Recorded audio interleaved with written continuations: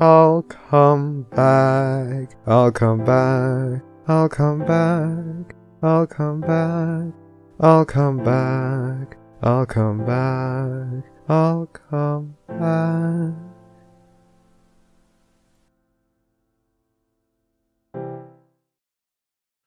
Hello and welcome to the Barcast, where the bar gets lower every single week.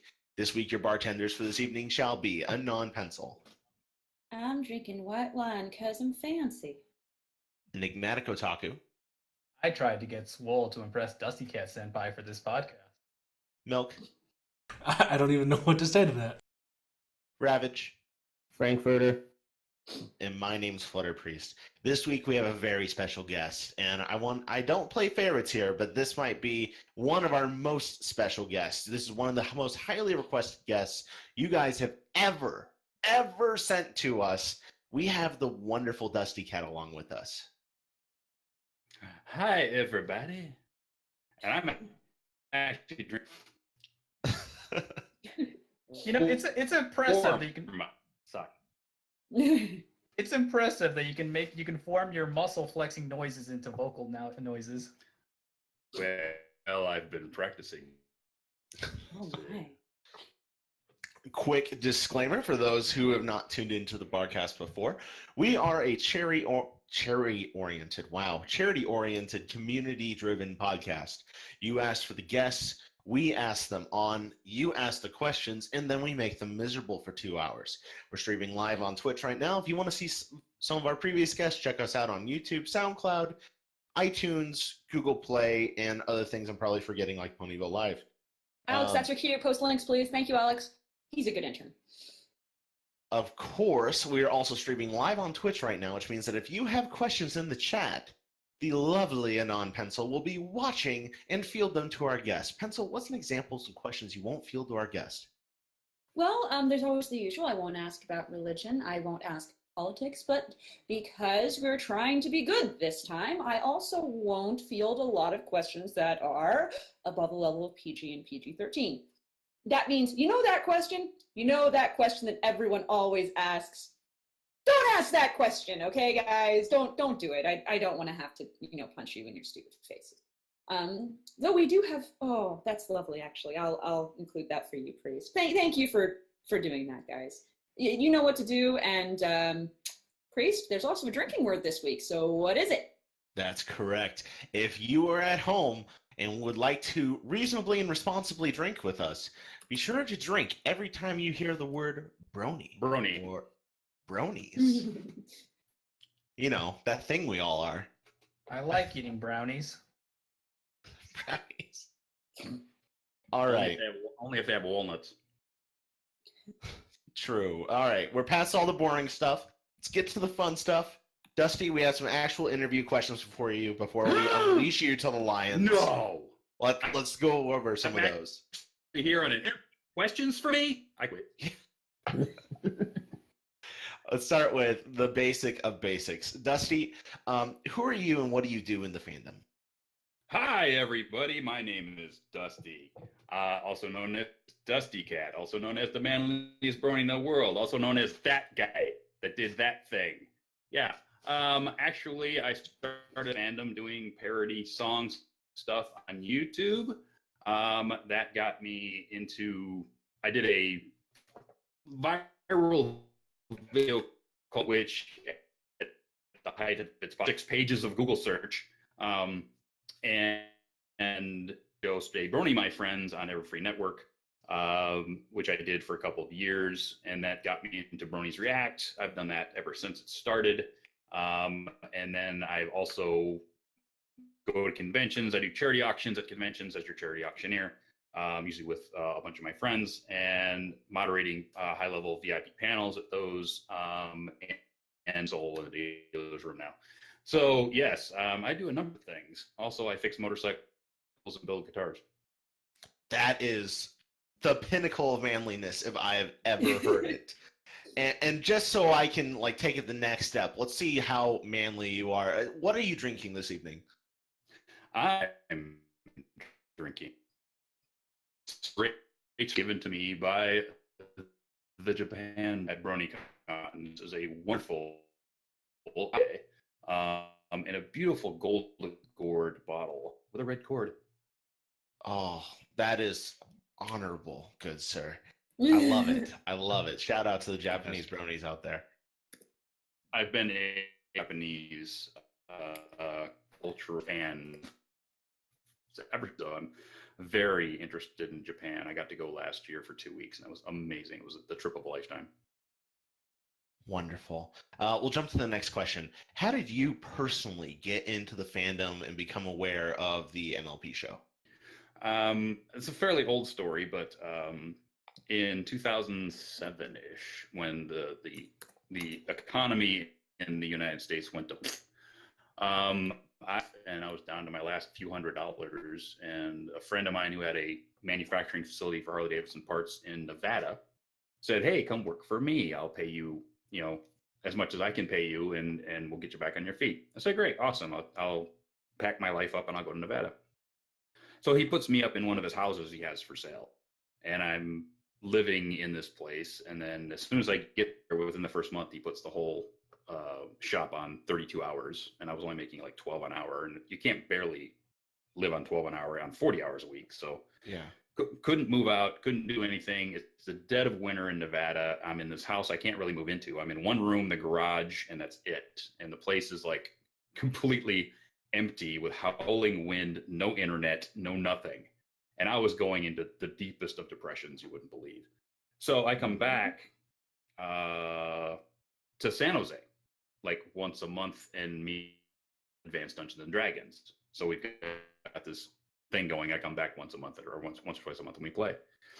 And one night after we're done, my friends say, "Hey, there's this new show you need to watch." I said, "Really?" "Yeah."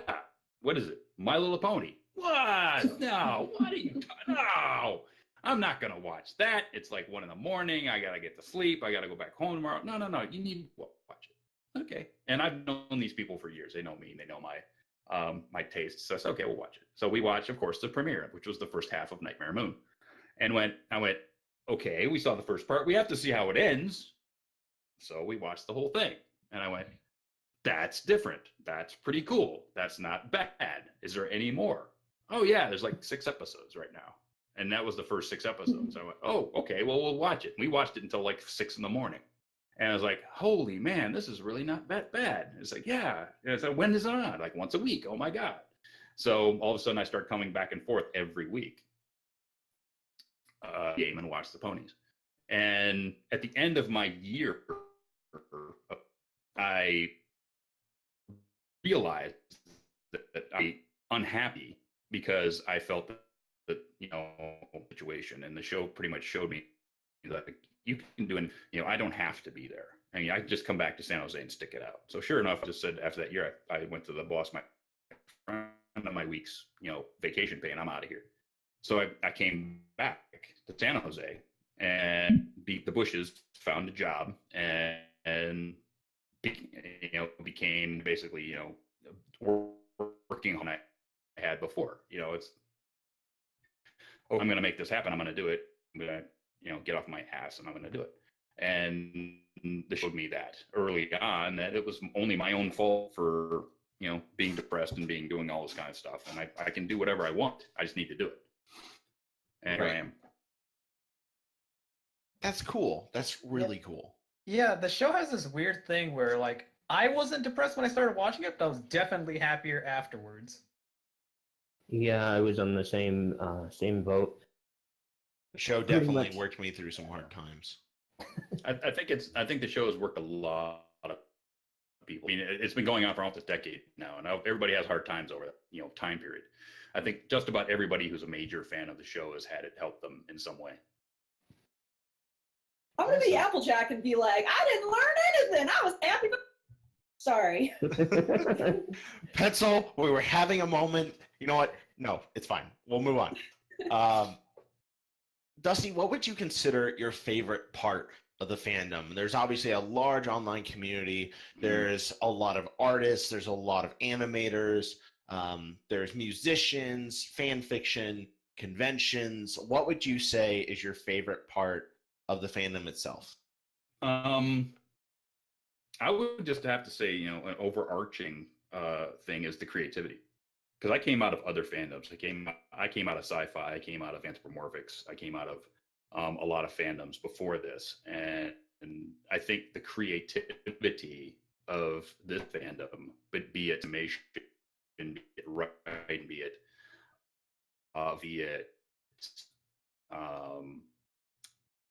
just regular art, music. I've never seen a fandom put out the level of first the quantity of what you would call fan interaction stuff to the quality of it. I mean, even to this day, I mean, we a lot of people who were big in the beginning, Mando Pony and a lot of other people have moved on to be professionals in the things that they did. I mean, Living Tombstone, out doing pony music. He's age now. He working shows, makes bank, right? And people give him shit for leaving Brony. It's like, no, he became a fucking alicorn. Excuse my French, but he became an alicorn. He started off as a unicorn, became what he is, and he became an alicorn and moved on. So yeah, don't give it for doing what they love and becoming better at it. And right? No whacking. No whacking is a professional. She makes bank doing professional voices, vinyl scratch all the time now, but she's got a career. She has a career now. She does stuff now and then, but she's career. And a lot of people have crap beyond in their lives and became successful. Horrible to do. Hey. I'm looking at stuff too, and I really enjoy everybody that's doing new stuff. Dusty, not to mean to interrupt you, but I don't think your mic can handle your man list like a lot of people in the chat are saying. There's a bit of a lag every now and then. Well, you know what? I'm thinking out of you guys are going gack. Something about gack. Gack. Looks like there's a disconnect between your internet and our internet or something like that. So. Yeah, there's sorry. Hey, what would the Barcast be without technical difficulties, guys? You should expect this by now, fans. We wouldn't exist if we didn't have technical difficulties. It's half the show. Oh, the best that we can do right now is to close out any unnecessary tabs, and I closed out my Steam and stuff like that, and we'll just push forward and see if it improves. Yep, I will quit a bunch of I'll quit a bunch of stuff on my end. We'll edit that out. I'm sorry. I tried. I'm sorry. We'll edit it out. We'll do it in post. Sorry. Yes. Well, I just closed down everything except for Discord, so we'll see what happens. We already noticed a wonderful difference. All right. Yeah. Let's jump into a couple more of these. If there's one thing that you could say to the followers and fans who've stuck with you from the very beginning, let's say random date 2014, what would you say to them? Thank you. Thank you very much for sticking with me through everything that's happened in this fandom or in my life. How I've moved on from doing only Brony things to, animations and voice acting and animations and doing book narrations and doing mostly Bronies React now, and doing conventions. Thank you very much for sticking with me. That, you haven't basically left me because I don't do only Brony stuff. Thank you very much for sticking by. All right. Speaking... That's so much better than talking trash about the haters like some people do. You're such a classy dude. Let's see. Obviously, you got started into this fandom doing YouTube stuff like Stay Brony, My Friends, and now more with Bronies React. But you've got a colossal 22,000 followers on YouTube. Right. What can people who are still subscribed, still enthusiastic about your work, expect to see more of going forward in the future? To begin with, my YouTube channel is pretty much dead. And I hate to say that, but it is. I've been so busy with conventions and book narrations and guitar building and things like that. I haven't had time to do videos for my YouTube channel. And on top of that, YouTube's new algorithm basically, handcuffs me, because the last maybe 10 videos I put up got maybe 600 or 700 views when I have 22,000 subscribers. That makes no sense whatsoever. Mm-hmm. So I can much better use my time by popping up a 10-minute Periscope video that actually goes out on Twitter than spending 3 or 4 days doing a YouTube video that maybe 500 people are going to see. So you'll find I still have to get a lot of my old Stay Brony My Friend shows over onto my channel, because most of them live over on the old Everfree Network channel. I'd like to have more control of them, so I need to re-upload them to my channel. So I think I might start doing 1 a week, maybe 2 a week, and just so people can see what we used to do back then. It's sort of, nostalgia now. So I'll throw those up 1 or 2 a week, and then the occasional funny convention announcement video that I'll put up. I would love to do more building videos, because I really like to build stuff. Obviously, everyone sees. But the last one I didn't garner a lot of views. So I don't know what people really want out of me anymore. It's one of those things where YouTube really handcuffs you unless you're doing like a 10 to 15 minute video every day. Yeah. Every day. I follow 2 or 3 channels that do a 10 to 15 minute video a day. There is no way, unless you're making that your living, that you can do that. It's impossible. It's true. I can't believe that there's this one guy who's Alex Steele. Look him up on YouTube. He's great. He's actually a blacksmith. He puts out a 10 to 15 minute video daily of blacksmithing, for crying out loud. How do you do that? I have no idea. But he's funny. He's engaging. YouTube is a platform that was made for that guy. But the thing is, I can't do it. I can't put out that much material to keep YouTube happy. Not that they're paying me anyway. My YouTube has never paid me a cent because I never monetized it, ever. Right. Oh. Never monetized it. And when Hasbro or somebody else claims one of my videos for a parody, they get money and I get nothing. It's like, I don't care. I'm just in it for the fun. So. Right. And I think that's what YouTube's gradually moved towards, especially for the fandom, is that you got to be doing it for fun. Oh, yeah, you have to be doing it because you want to, because you're not going to make a dime doing it. I mean, that ship has sailed. That ship has sailed a long time ago. That's why, like, Motor Trend TV took their YouTube channel off to their own website. They used to put up a ton of stuff every day that they would make money on, and all of a sudden YouTube started messing with them, and they weren't making any money. They said, okay, fine. We're going to take all of our stuff over to our own website and make it a paid subscription service. And now they're gone, right off of YouTube. It's like, okay, YouTube, you just lost a really great channel because you're being a bunch of, I can't say that word. But anyway. Unwise. You're being unwise. Yes. Yes. Being unwise. Well, they're a bunch of corporate pencil pushers now. I mean, geez. Well, they're trying to be a TV station. They're trying to be a TV channel. They're trying to be NBC or CBS or ABC. And that's not what YouTube ever was or ever will be, right? What's YouTube Red? Who cares? Don't care about YouTube Red. Oh, I know. Every time they give me an ad for it, I downvote it. Yeah, it's like, forget it. Just let YouTube be YouTube, and you had a really great thing going. And if you go back into YouTube history, I have a conspiracy theory. Drama, guys, drama. Here we go. So once they did the whole little ring the bell for subscription, so you had to subscribe to somebody and then ring the bell, right? Mm-hmm. That was right around the time they brought out, hey, look at YouTube Red, right? So let's steal money from our creators by making a second step for subscribers to actually see your videos, right?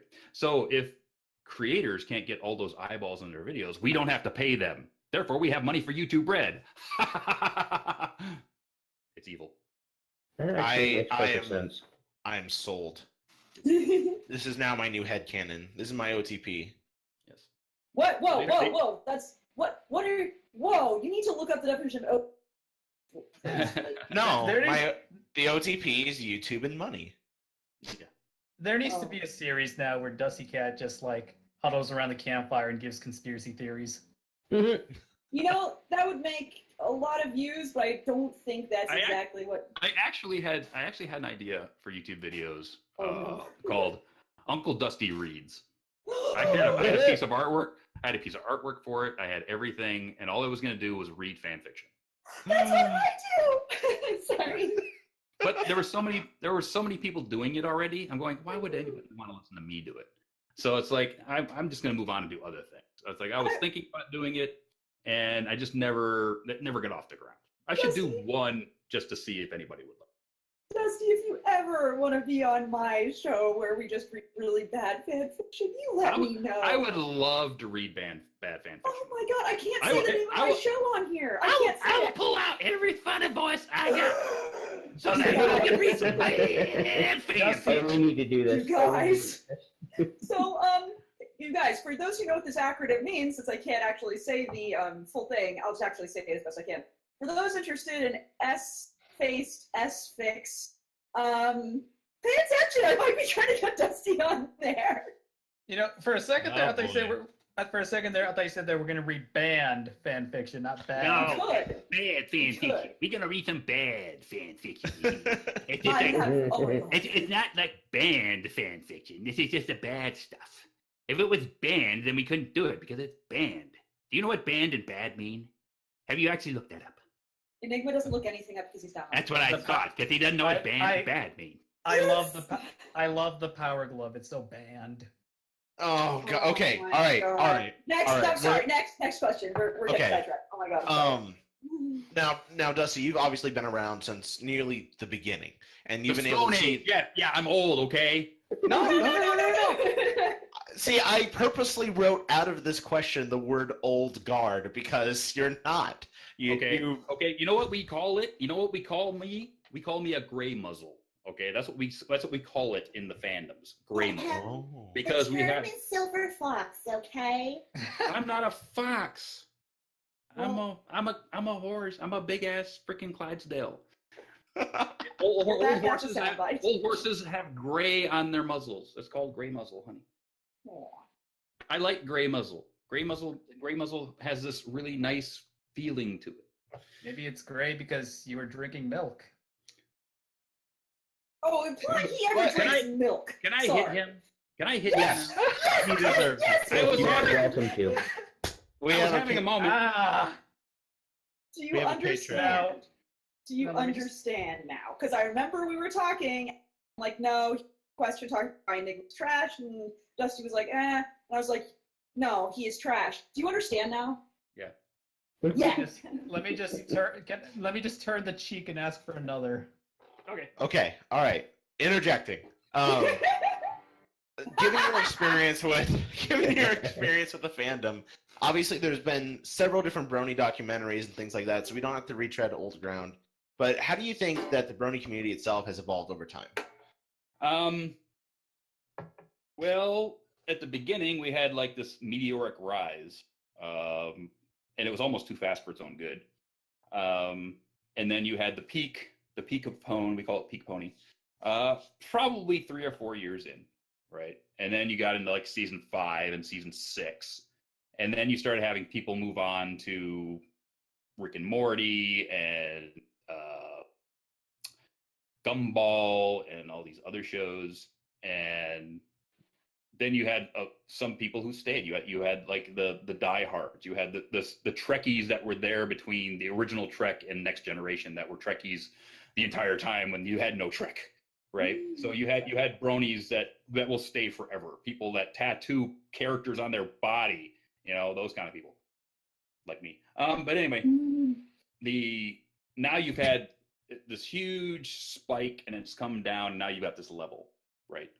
And then we had the movie, and you've got some people back, and you've gotten some new people, and now you've got season 8 going on. And depending on how season 8 goes, and how season 9 goes, and how the next movie goes, we're probably gonna be, pretty level. I don't think we're gonna lose a lot. I don't think we're gonna gain a lot, and if we do, they're gonna offset each other. Because kids who started in this, watching this show when they were like in single digits, are graduating high school, right? Wow. And how many things how many things did you change in what you liked by the time from being 9 years old to 19? Right? How many things changed in your life? Way too many. Way too many, right? What you liked when you were 9 is not exactly what you're going to like when you're 19. So, I mean, when I was growing up, I had Speed Racer, Kim of the White Lions, Devlin, the original Looney Tunes, all that stuff, right? But as I got older, I got more into Akira and some of these other newer animations and things like that, right? And I left all this other stuff behind. Now that I'm older, I've come back to it, and I love Mach Go Go Go and Jungle Emperor and Science Teaching Gatchaman. And now that I've got Crunchyroll, I can watch all of my old anime and not have to go chase it down on VHSs at science fiction conventions, things like that. So it's really the golden time for otaku of my age. Dusty, before we disappear later, remind me to give you a website. It will give you all kinds of anime you've probably never even heard of, but a lot of stuff you probably know. Oh yeah, more than likely. Also, you gave me this mental image of 8-year-old Dusty sitting in front of the TV watching Looney Tunes, and he's 8 years old and he's still got a mustache. I actually started growing my mustache at 12. We're going to talk about their mustache Yeah. so much during this, but we should get to these questions soon. So, Priest, what's the last? All right. Last but not least, from the actual interview questions, we're going to get controversial. We're going to break some friendships. We're going to figure out what kind of person you are. Who is best pony, DustyKatt? Oh my God. Probably the one that's tattooed to my body. I was going to ask. I know. Sorry, I'll let you tell it. I don't know. Can you figure it out? Can you give us a hint? Is it a pony that matches your skin tone? She's blue. Wormberdersh? Wormberdersh. Yes, Wormberdash. Wormberdash is the one that's tattooed to my body, yes. I have Rainbow Dash on my shoulder, and I have a rainboom on my right pec into a rainbow going into her head on my right shoulder. That's cool. I haven't seen the full thing. I saw the shoulder one. Yes, so I have a rainboom on my pec, which goes into a rainbow, which goes into my right shoulder where her head is, where the original tattoo was, and still is. So, but right now I'm planning my next tattoo, which is going to be Castle Canterlot on the Mount on my left shoulder. I wouldn't be surprised if Hasbro came out of the woodwork and gave you a cease and desist on these tattoos. No. Do not. No. Nope. Hasbro hasn't really attacked you, and that's good. Nope. Hasbro's never attacked me, and that's very nice of them. But the thing about Hasbro and me is that I've always shown Hasbro respect. It's their IP, it's their property. Don't ever, show it in a bad light. Don't ever, overuse their property on your show, because they can come after you. Know what fair use is and use it correctly. And be nice. Okay. And that's basically it. If you don't want Hasbro to come down on you as a corporation and do what they have to do to protect their IP, then play within the rules. Okay, as long as you play within the rules, then they will leave you alone. Hasbro as a company has shown huge restraint to us as a fandom. They could have come in and said, you know what, we're done with this, and nothing will go on YouTube, and nothing will this, and nothing will that, sort of like Nintendo did back in the early days, or game players got their stuff squashed. They could come in and strip everything out of YouTube if they wanted to, everything. But they don't, because they know for a fact that the fandom has given My Little Pony more legs than it ever had the right to have. Okay? My Little Pony as a show should have been done in 3 seasons, done and gone. Now we're almost into season 9, right? True. Hasbro knows what a golden goose looks like, and they don't want to kill it. They don't. Okay. Nope. Every one of their stockholder calls says, "Well, My Little Pony is 70% of our girl sales." There's no way they're going to kill off that kind of money. None. All right. Now Priest, let's is it jump. time? It is time. Let's jump into those questions out in the thread. We're going to start with our first set of questions. What is it like being a part of Bronies React? It's amazing. It's a really great fun time. The thing that AC does with me is because I've been on it for so long and I was there at the start.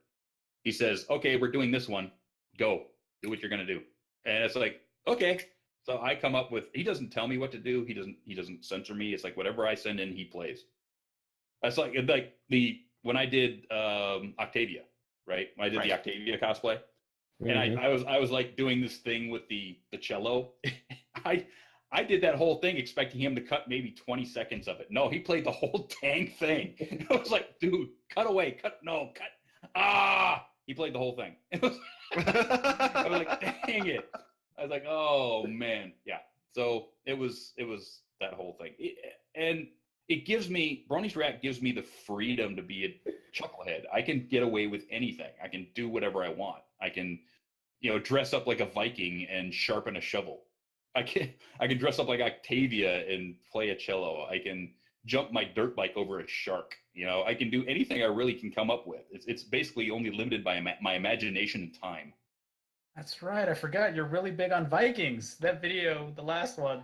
Yeah, because I was in the SCA for 12 years, and my persona in the SCA was 9th century Norse.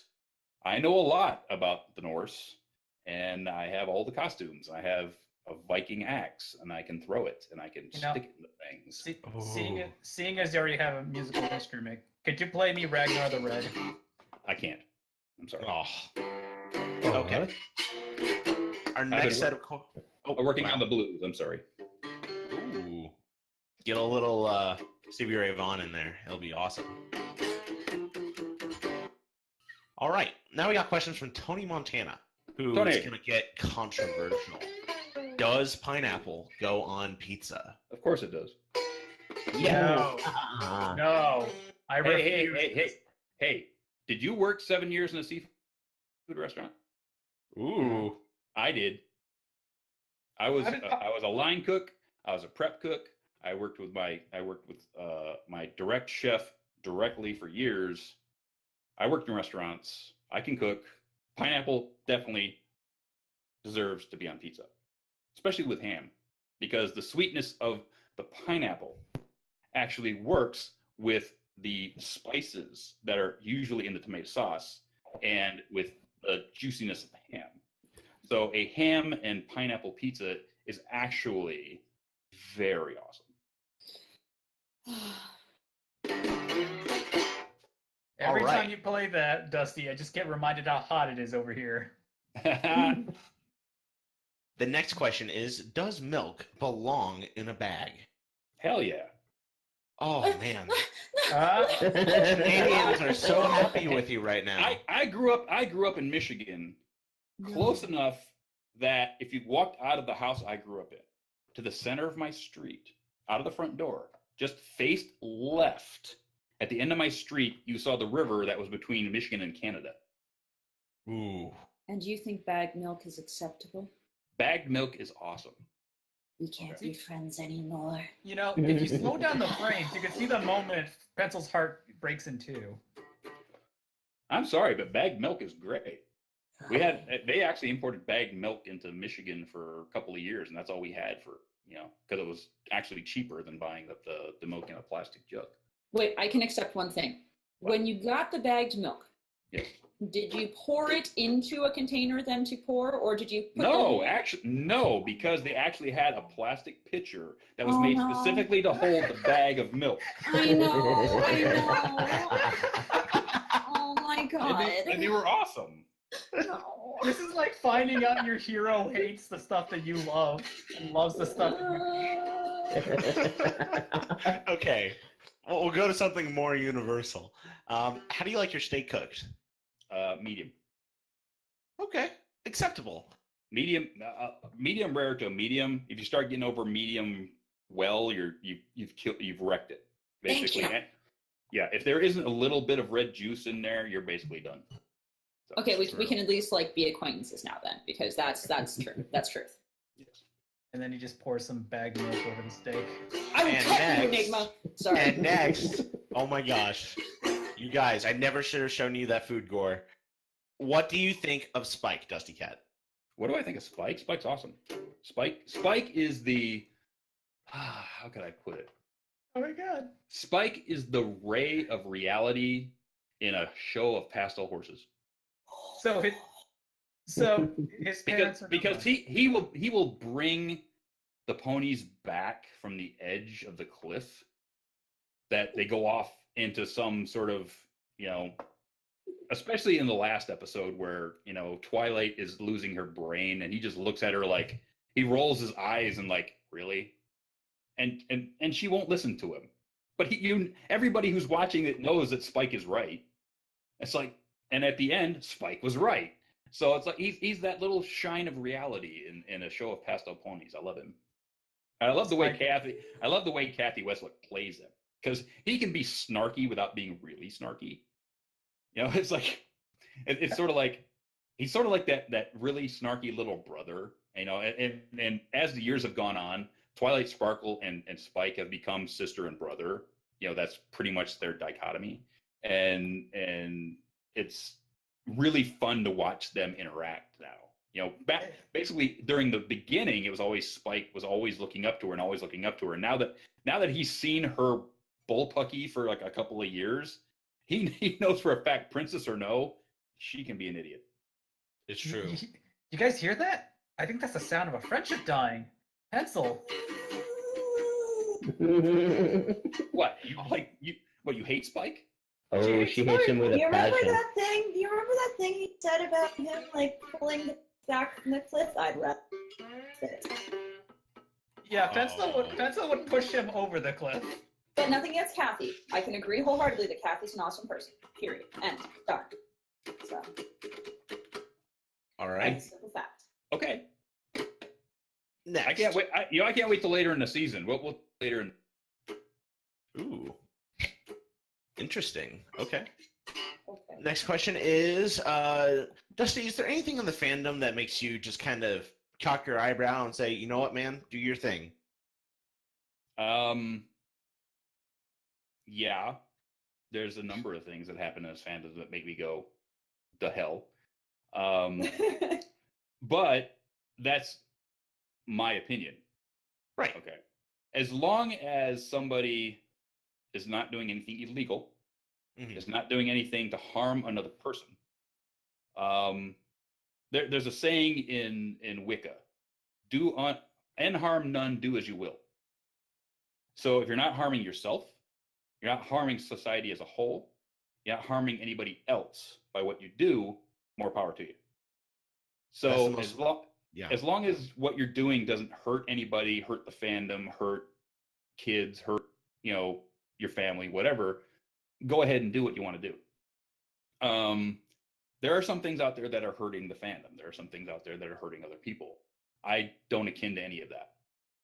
Whether you think it's a joke or not, it's just not right. And people know this about me. People know that that's the way I feel. And we'll just leave it at that.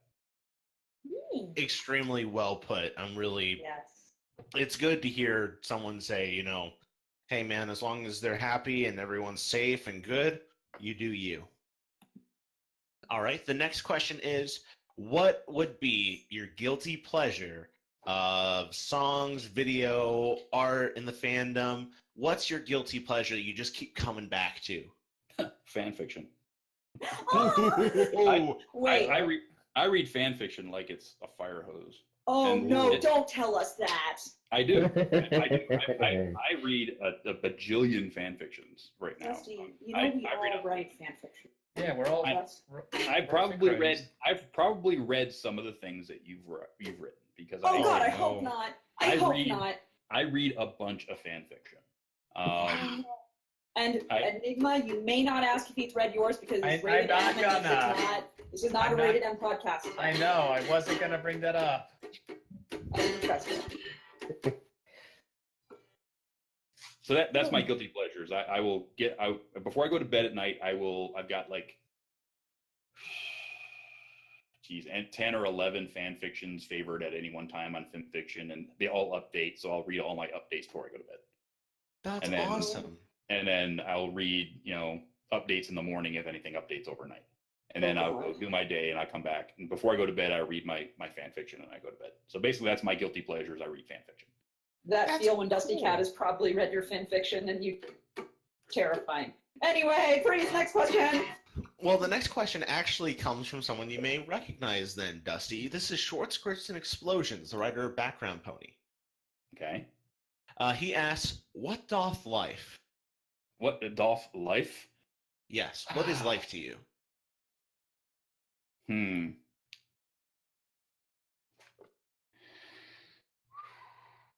To see your enemy driven before you and to hit eliminations. I know. I knew it. Yeah! You wouldn't be the first one to have that answer. Yeah, but I'm probably the only one who's actually watched that movie in the theater when it came out. Oh. Touche. Okay. Next question comes from Rundown Jet, who starts by asking, what's your favorite meal, food, or snack that is really unhealthy, but just so good? Oh, God. Okay. Everybody knows I grew up in the Michigan area. I grew up near Detroit. So, Michigan Coney dogs. Coney Island. Okay. We can be friends again. When I go back to Michigan, it's National Coney Island or any of the major Coney Islands in the Detroit area. And it's like at least one meal a day. And then the other meal a day is usually White Castle. Oh, that's right. You have White Castle there. Yes, we do. And once the White Castle went in Las Vegas, I had to make sure that they were up to snuff, right? I had to make sure that they were the same as the East Coast, and they were pretty damn good. So, are you gonna hit a White Castle when you got to Vegas? Yeah, hell yeah, I'm going to. Yeah, duh. Of course I am. But yeah, White Castle is my second favorite because I have a bit of a story about White Castles. If you guys want to hear. Yeah. Okay. Hit us. So back in the day, I was actually bodyguard ranch hand for a science fiction writing team, Mercedes Lackey and Larry Dixon, and they lived in Claremore, Oklahoma. And I had an artist friend of mine who lived in Springfield, Missouri, which was about an hour and a half away back east. Right. And I would go there every now and then, and we'd do some artistic something or other to mess with each other or whatever. And so he called me up one Friday and said, "Hey, I've got a hankering for White Castle." I said, "You know what? So do I.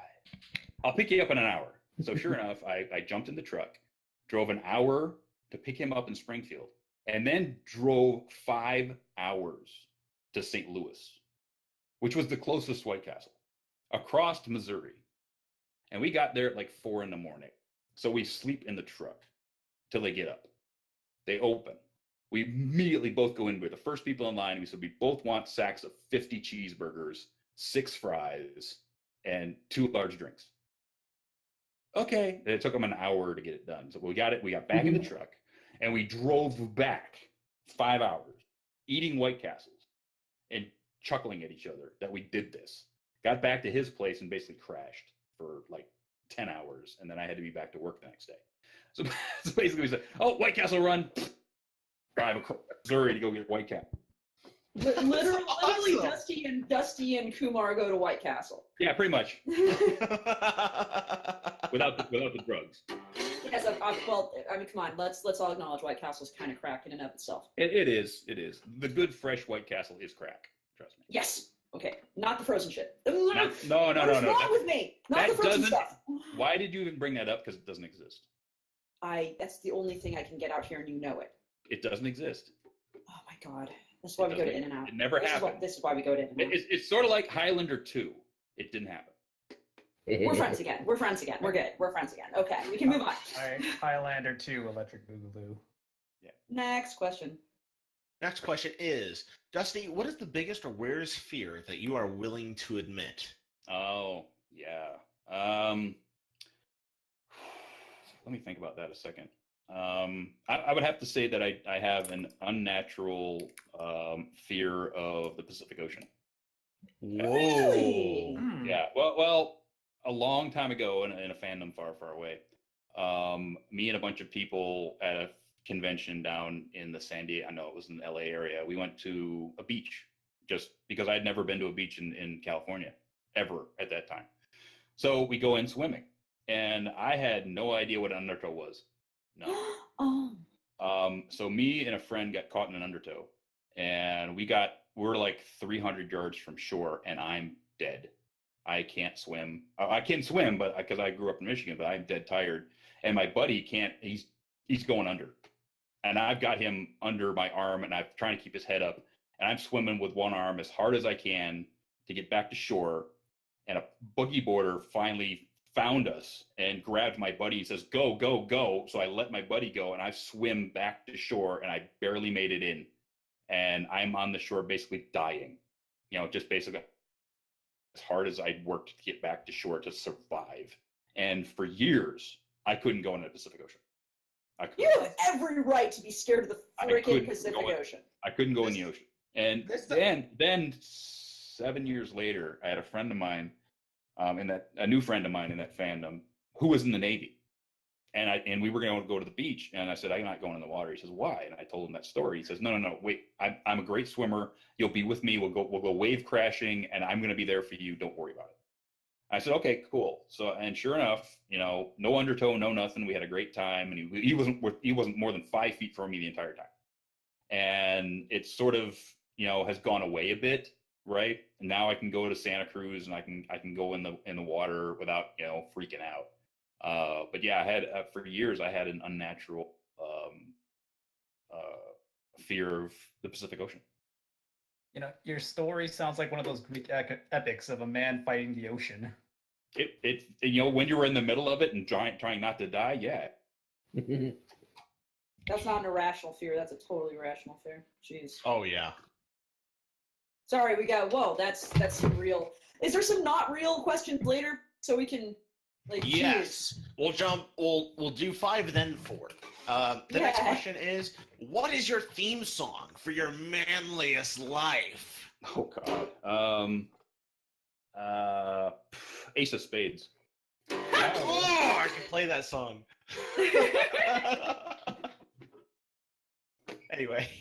Well, actually, most people know that I'm a hair metal freak, so almost anything from the hair metal era. Nice. That isn't a ballad. I would say, what about Love Bites from Def Leppard? Oh God, I hate that song. There are so many better songs on that album. Stop playing that song. But Dusty, Love Bites and it bleeds. It's bringing me to my knee. But you know what? K-Fox plays that stupid song 6 times a damn day. I cannot listen to that song. There's so many better songs on that album. It's sort of like there are so many better songs that AC/DC do, but they play the same 4 songs. Yes, thank you. Every 5 seconds. Thank you. At least add Thunderstruck a little bit. No. 98.5 plays Thunderstruck all the friggin' time. Are you kidding? They do. Yeah. Yes, they do. How dare they ruin that song? But, Dusty and I can agree on one thing. I should hope. This is my crossing of the fingers. Yes. 98.5 can stay because that's the Sharks radio note. That's the only reason they can stay. Yeah, all right. I hate terrestrial radio in the Bay Area because they do not have a new rock music station. They don't. So you're not listening. And now they don't. They don't. And you've got 2 classic rock stations for no reason whatsoever. One plays the same thing over and over again. The other one throws in a little bit hard rock, but that's it. But they don't play any of the really good stuff. And now you've got, I've actually gone to 91.1, which is the jazz station. I've been listening to the jazz station a lot. And I'm assuming you forsaked 105.3 at some point. Yeah, that's what I've recently forsaked them as well. I will listen to 105.3 when I'm feeling really 80. But they'll play enough Madonna to choke a horse. So not anymore. They're doing alt. 105.3 is doing alt now. What? They changed? Yeah. I haven't listened to them in a while. Well, I'm thinking 103 then. I'm going to 105.3 does, but they're through iHeartRadio. Yeah, it's an iHeartRadio station now. Yeah. But 103 plays 80s. Yes. And of course, everyone's going, "You're talking about Bay Area radio stations we have no idea about. Get on with it!" Sorry! So number 4, we have that. What is that one annoying habit? Clearly, it's talking about radio stations, huh? Hey, it's important to me. Oh, my one annoying habit? Yeah.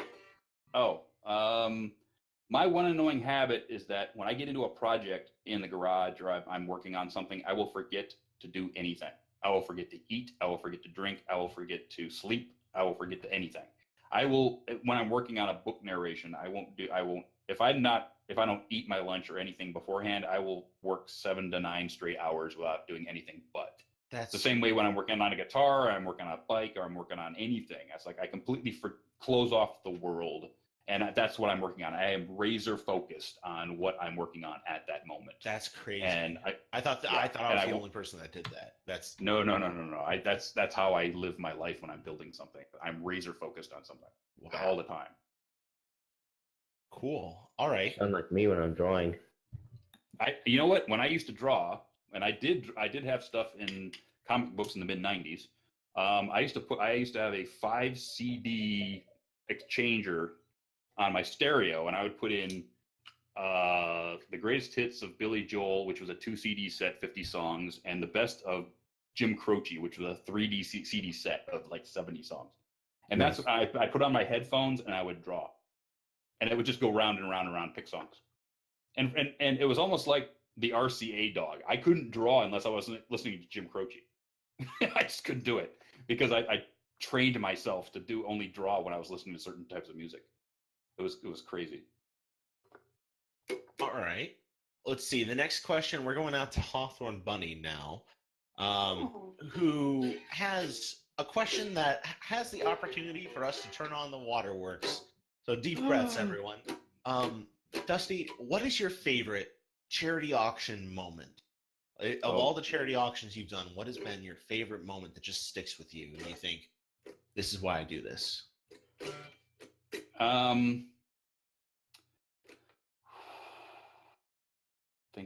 Thinking. There was one charity auction moment where somebody had created something that I can't remember exactly what it was. Time and effort and soul into making something. Put it up in a charity auction, and really didn't want to. He wanted to keep it, but he put in to something back and forth for it. And and the person immediately went and bought it, went it back to him, and kid down crying that he got it. And I think I remember you telling me about this. Just a number of years ago. It was something for somebody else. That person didn't have the do it. And it's happened a number of times, but I think that one was to keep it, but he knew that charity, right? And that person saw that and bought it for him, and it was one of the first ones that ever happened in one of my auctions. It was a very moving scene. Wow. Well, that's a really heartwarming story. Sadly, I don't think we got all of it because of some more internet cutting out. You opened up your tabs again? I know. No, I haven't done anything. I blame Bay Area Internet. I blame Bay Area Internet. Yeah. Well, as I was saying, there's a voice connected. You guys still hearing me? We're hearing you. You're cutting in and out. It kind of goes, settle out for a while. Well, you are doing the same thing over there, so. Oh, there it goes. So I think it's just those two then, while the rest of us are fine. I told you, it's Bay Area Internet. It's him and me. Yeah, it's sort of weird. But anyway, as I was saying, some kid bought a piece back for a kid who built it and gave it to a charity auction, didn't want to give it up. So he gave it back to the kid, and it was a very moving scene because the kid put his heart and soul into building that thing, and to get it back, you knew it really meant something to him. So, charity auctions are amazing. The Barcast donated first time. It was a bunch of comic books, and also I donated everything I'd drawn, and it was like I got in there and everything was good, and I was like, this is really awful. And somebody bought it for $25, and I was so proud. Like, it was dumb, but I was really touched. I really love doing the charity auctions. Okay, it just cut out. Yep, you can tell There them. we go. You can tell when it happens. Yeah, because this thing goes red right here, so I don't know what's going on Yeah. with Discord right now. All right. I get to entertain, so I get to get up in front of people and entertain them and make them have a good time, and then I get to help the charity that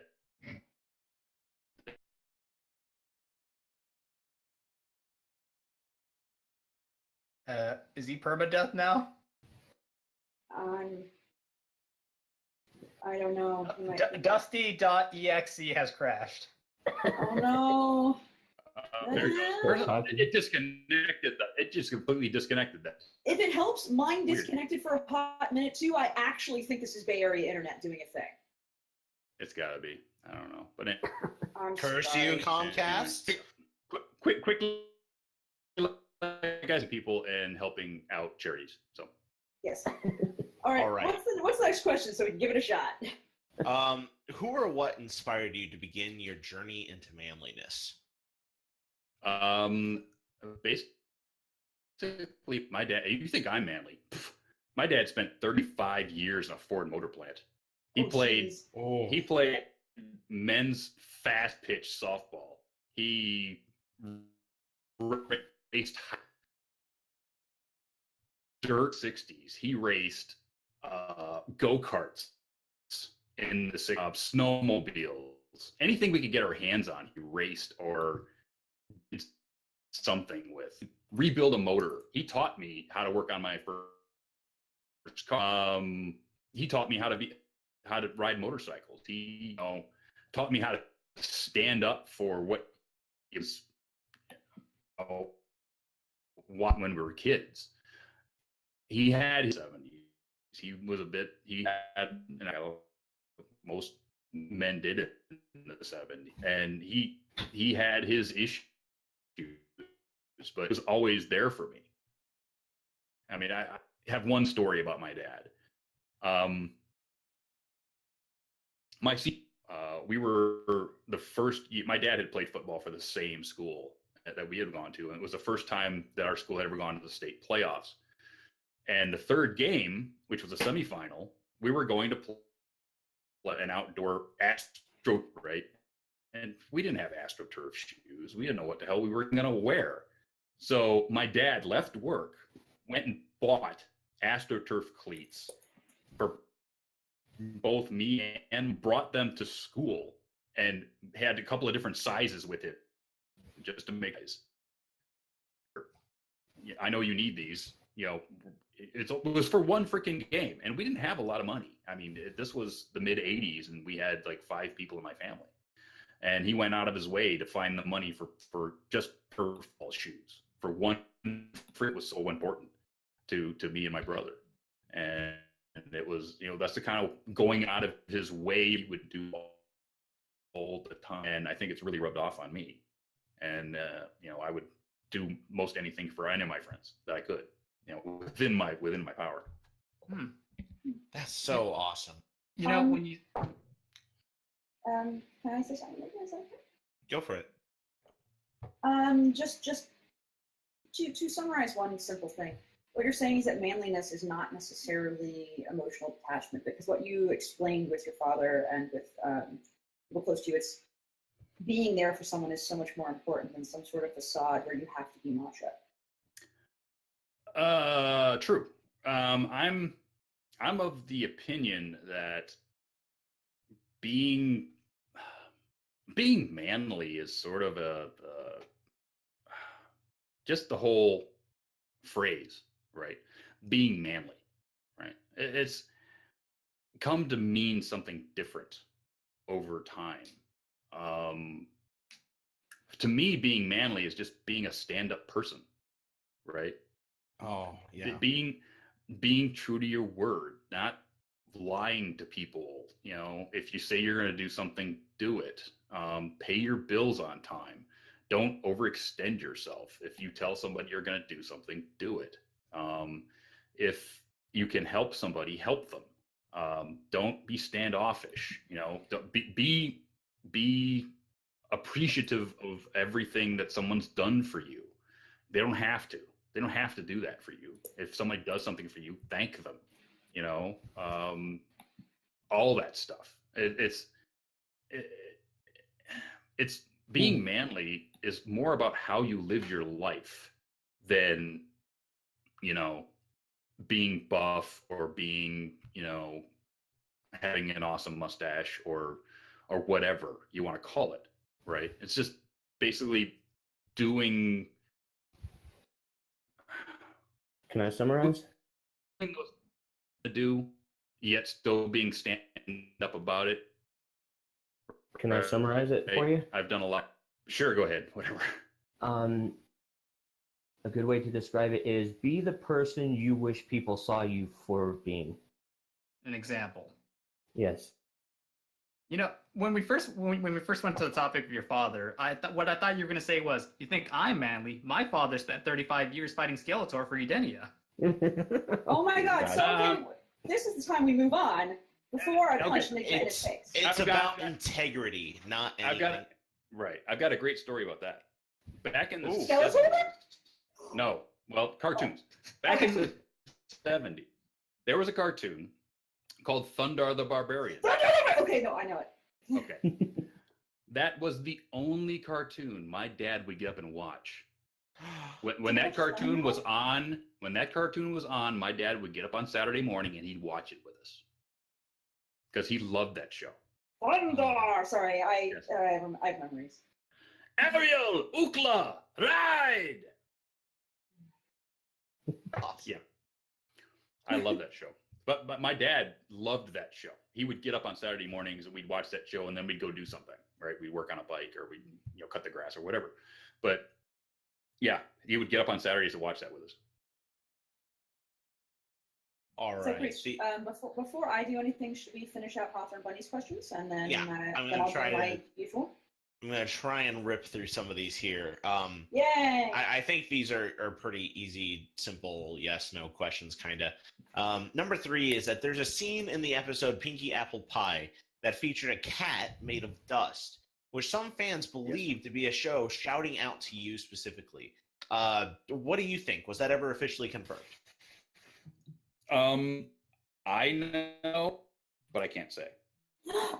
Okay. So what? No, are we hitting spy levels of I can neither confirm nor deny that statement? Correct. Yes. Yes. Good. All right, that's it. Moving on. There's no sense dwelling on it. Number 4. A furious Octavia shows up at your door, Dusty, demanding to know why you were impersonating her. How will you placate the angry musician? Well, the first thing I would do is I would say, "Hey, could you critique my playing?" What a boy. That's flattering for musicians, and you know that. I do know that. You know, she is an earth pony. She could probably lift more than you. You're probably right.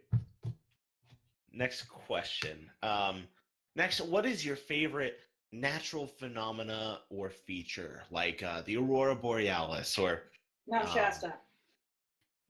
Oh, Mount Fuji. Now that I've seen it in person, Mount Fuji. Oh, I'm jealous. Yeah. All right. And that's all of Hawthorne Bunny's questions. Pencil, are you ready for the charity shout out? Yep. We'll do the charity shout out. Let me have my wine.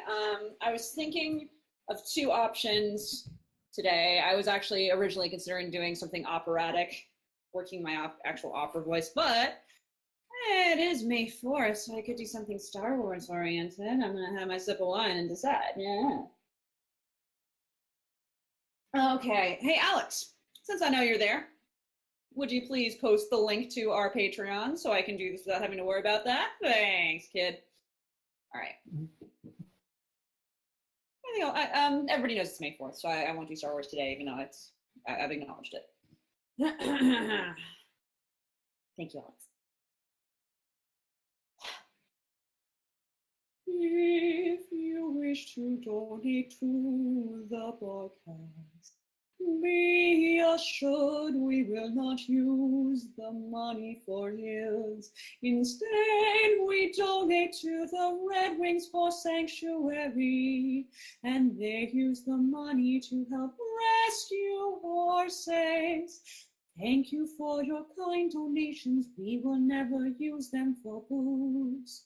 You are all generous, and we appreciate it, even though we are just here to shoot.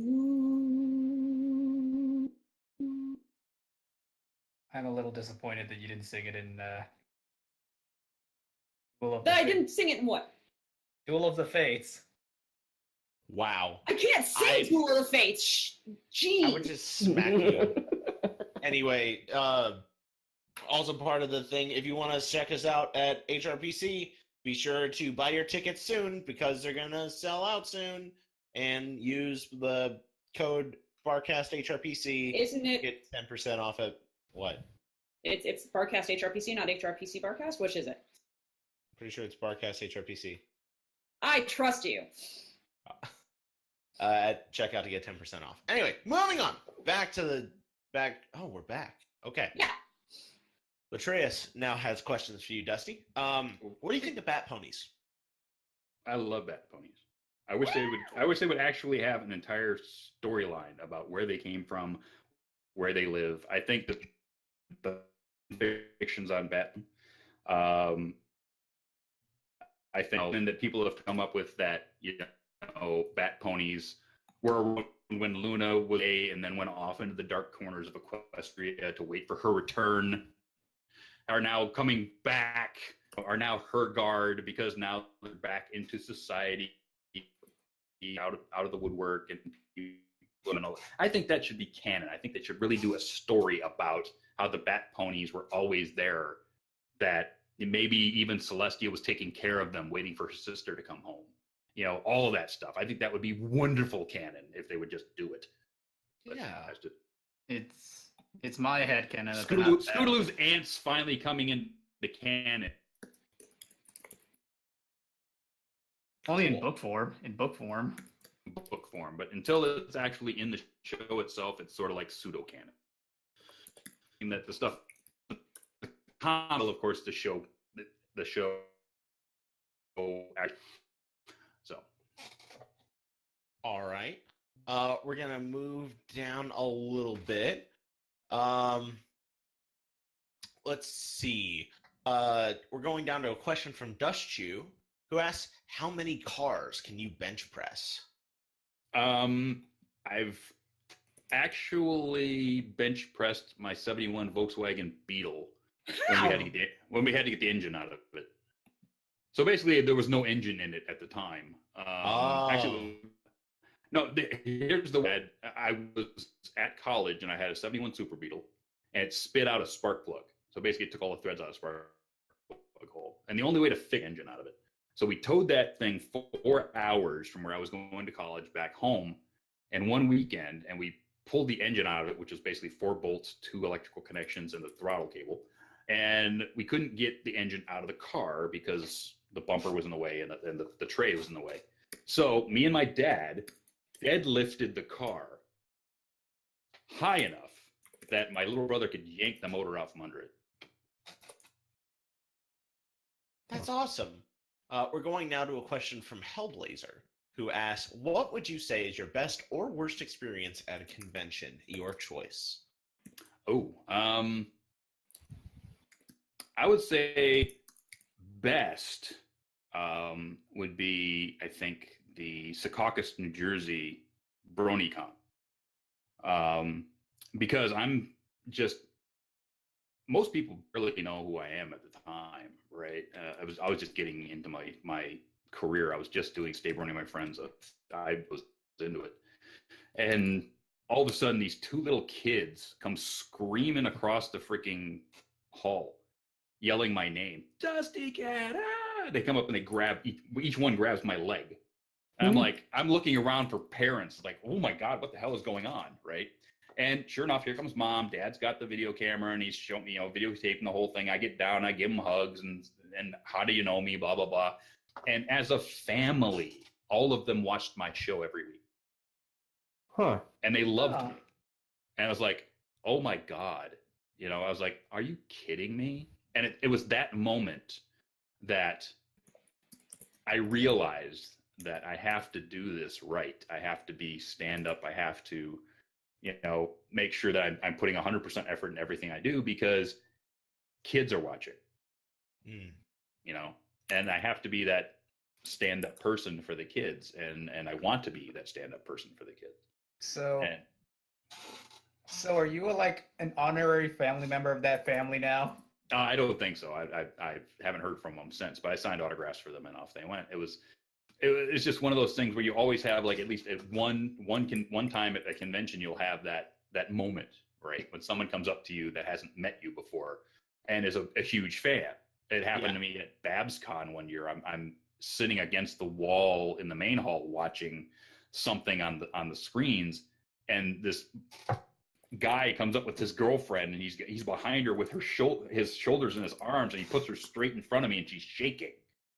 And I'm going, hi. And she's like, she couldn't get the gumption to come up and meet me. So he basically brought her over and put her in front of me. And she's shaking. And I'm going, hi. Well, that's great to meet you. I was like, it's fine. It's great. Here, I give you a hug. And I put her a hug here, and she's shaking. Right. And I'm like, it's fine. It's cool. I'm just a guy. Everything is cool. It's nice to meet you. What's your name? And I had a nice conversation with her and calmed her down. But it was like, stuff like that happens. And it's really weird sometimes. It's like, I'm just a guy who does things that people like. That's it.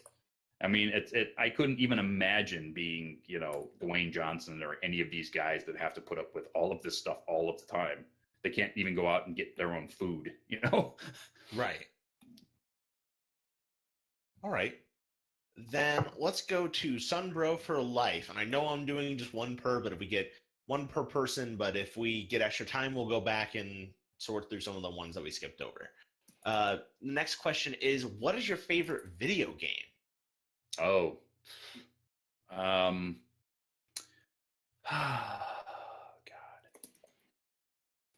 I'm old.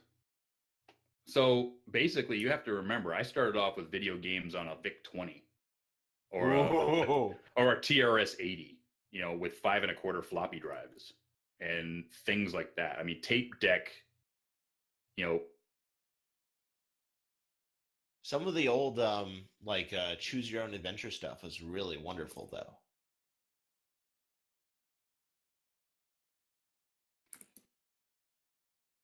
Are you still with us, Dusty? Did he crash again? I think his internet ate itself. Oh, no. Play me off, Johnny. We'll put a little ping for him and just make sure that everything is kosher. I feel offended. No, I'm kidding.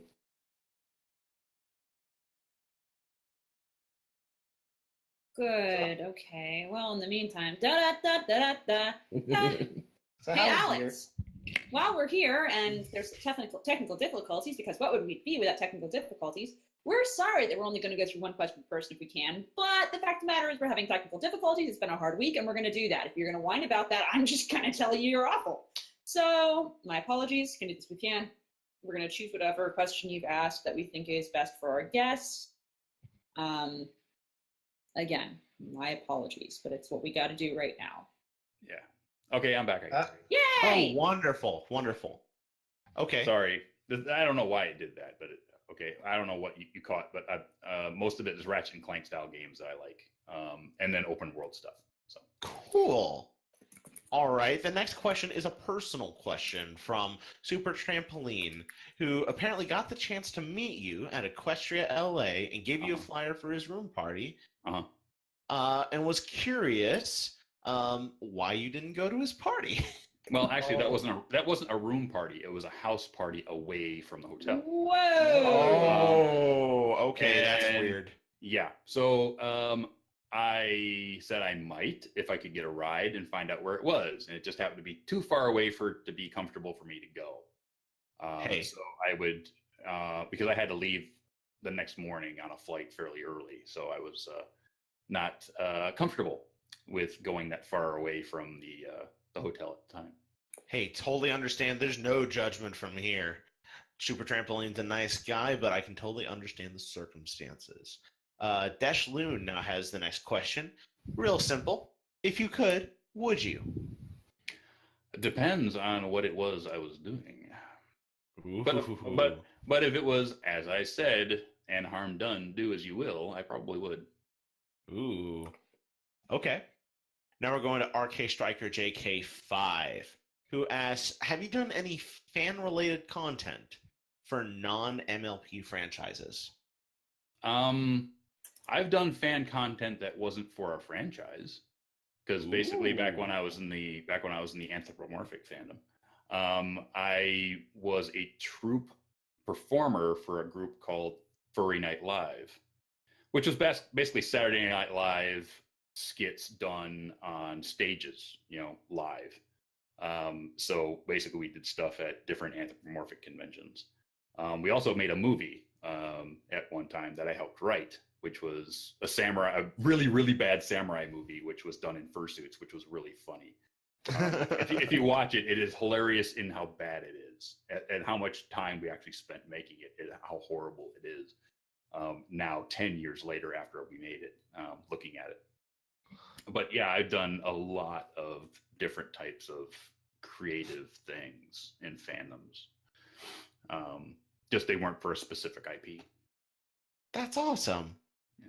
Let's see. The next question is from Midnight Chaos, who politely asked if you could answer the next question from Alex _ in the most heavy Russian accent you can muster. What? So what's the question? Oh, wonderful. Alex _ question is, Wait, you wait, say... wait. Can I ask it? Yes, go for it. Thank you. You say you're manly, Brony, but how big exactly would you say your manhood is? Oh, my manhood is larger, I say, than all of Siberia put together. All of it. All of those rows of bones. My manhood is so large. I feel like It you is two are the larger than the length of the road of bone. I feel like you two are the Jaeger pilots for Chernobyl Alpha. Comrade, I must say, your manhood impressed me. Oh, my manhood impresses everybody. Including After this, we're going to have... back when it was the USSR, it was the USSR M for my manhood. You was good man, comrade. You was good man. We should go back to speaking with the American pig accent. Only if we can have some bleed. Are they actual That's the spies? And this is the one time they're. Thank I you. feel like they're, Appreciate you they're letting me do that, Freeze. Of course. After this, we're going to have to share the machine video. I'm gonna have to. No, there's a comment in the chat, and I can't say it out loud because I'm not sure it is appropriate, but I will share it in behind the counter so everyone can see it. Please continue. All right. The next question is from Tin Man, who asks, what is your opinion on the new Changeling style versus the old Changeling style? Oh, that's a tough one. I really digged the old Changeling style. I really did. I loved their aesthetics. I loved the way they looked. I loved what Andy Price does with them in the comic books. The new Changelings haven't had enough screen time to actually make too much of a difference to me.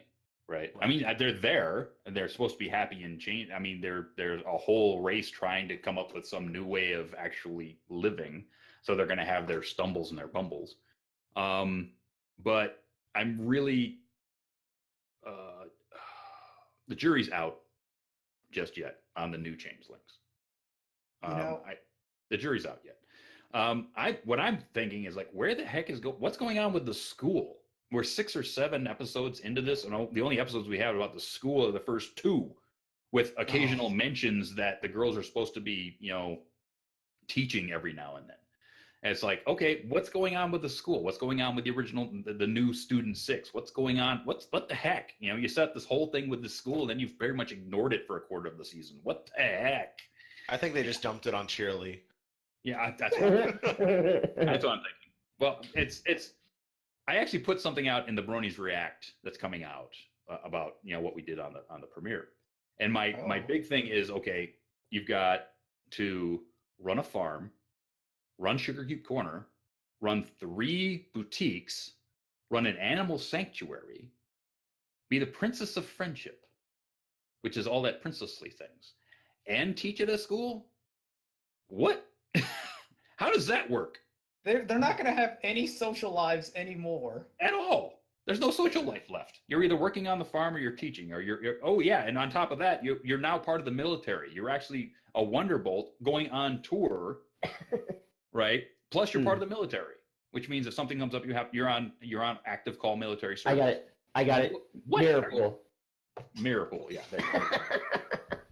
Yeah. Anyway. The next question comes from Jake the Army Guy. Oh, hi, Jake. Hi, Jake. Who opens by saying, I will ask the single most important question a man can ask. One that transcends barriers like race, gender, or creed. A question that unites us, binds us, defines us as a species.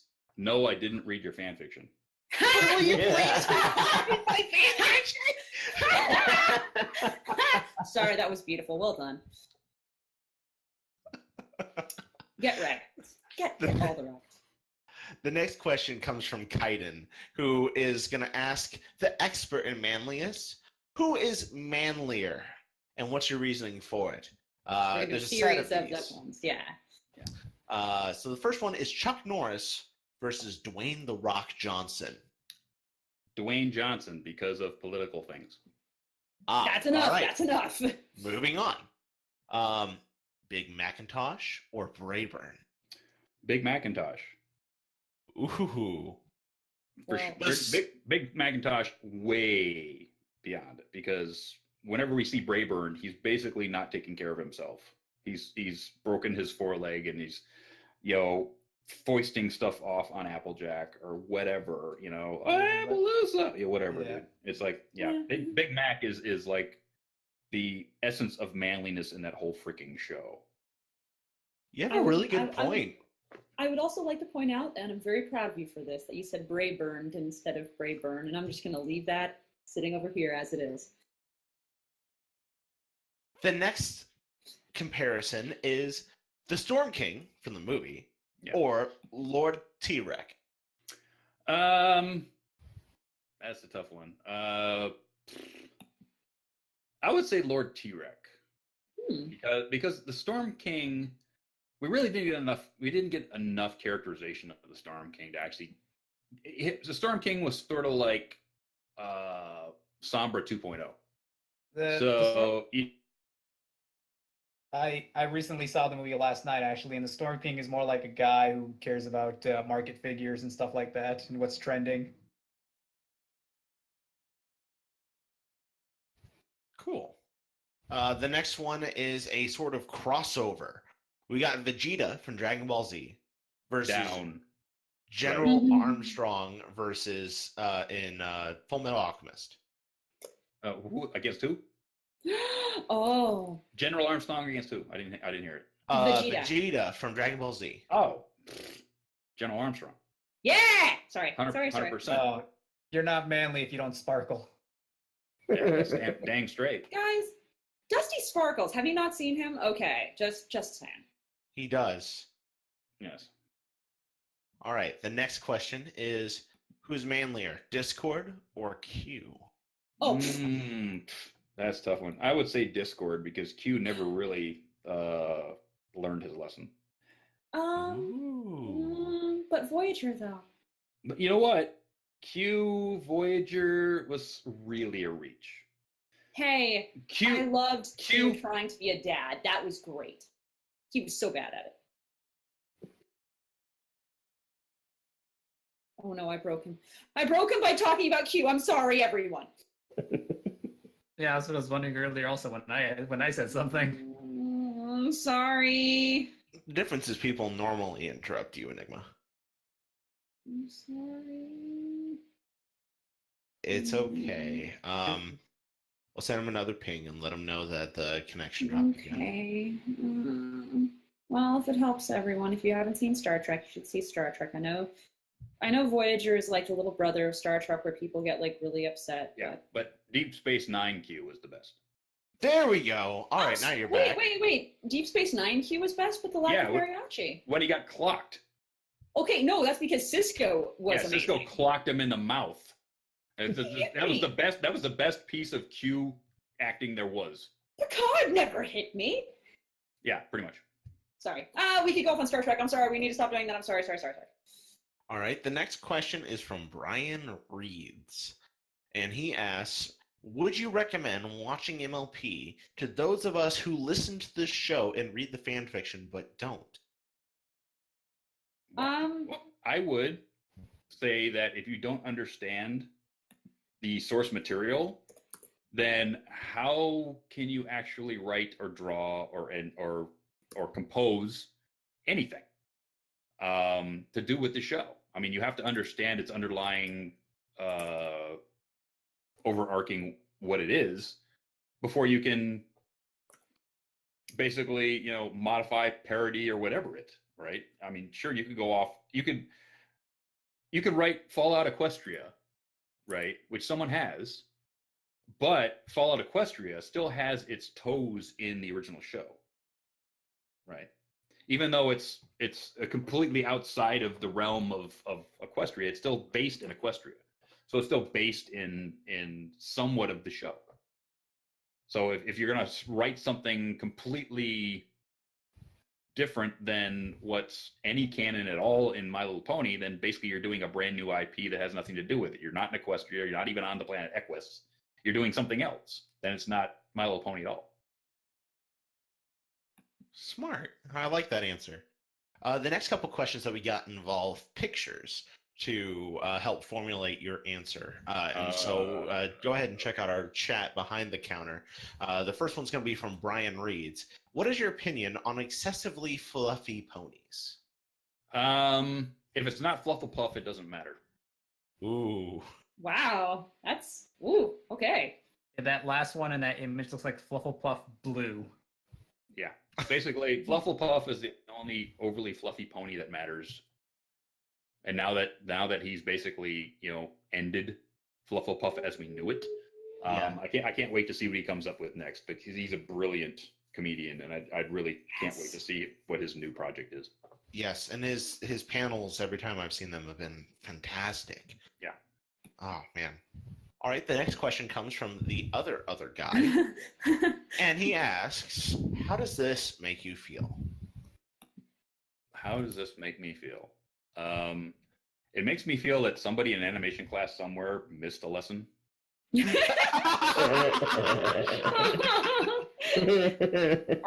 Okay, the one she's walking on, is that her front hooves? Yes.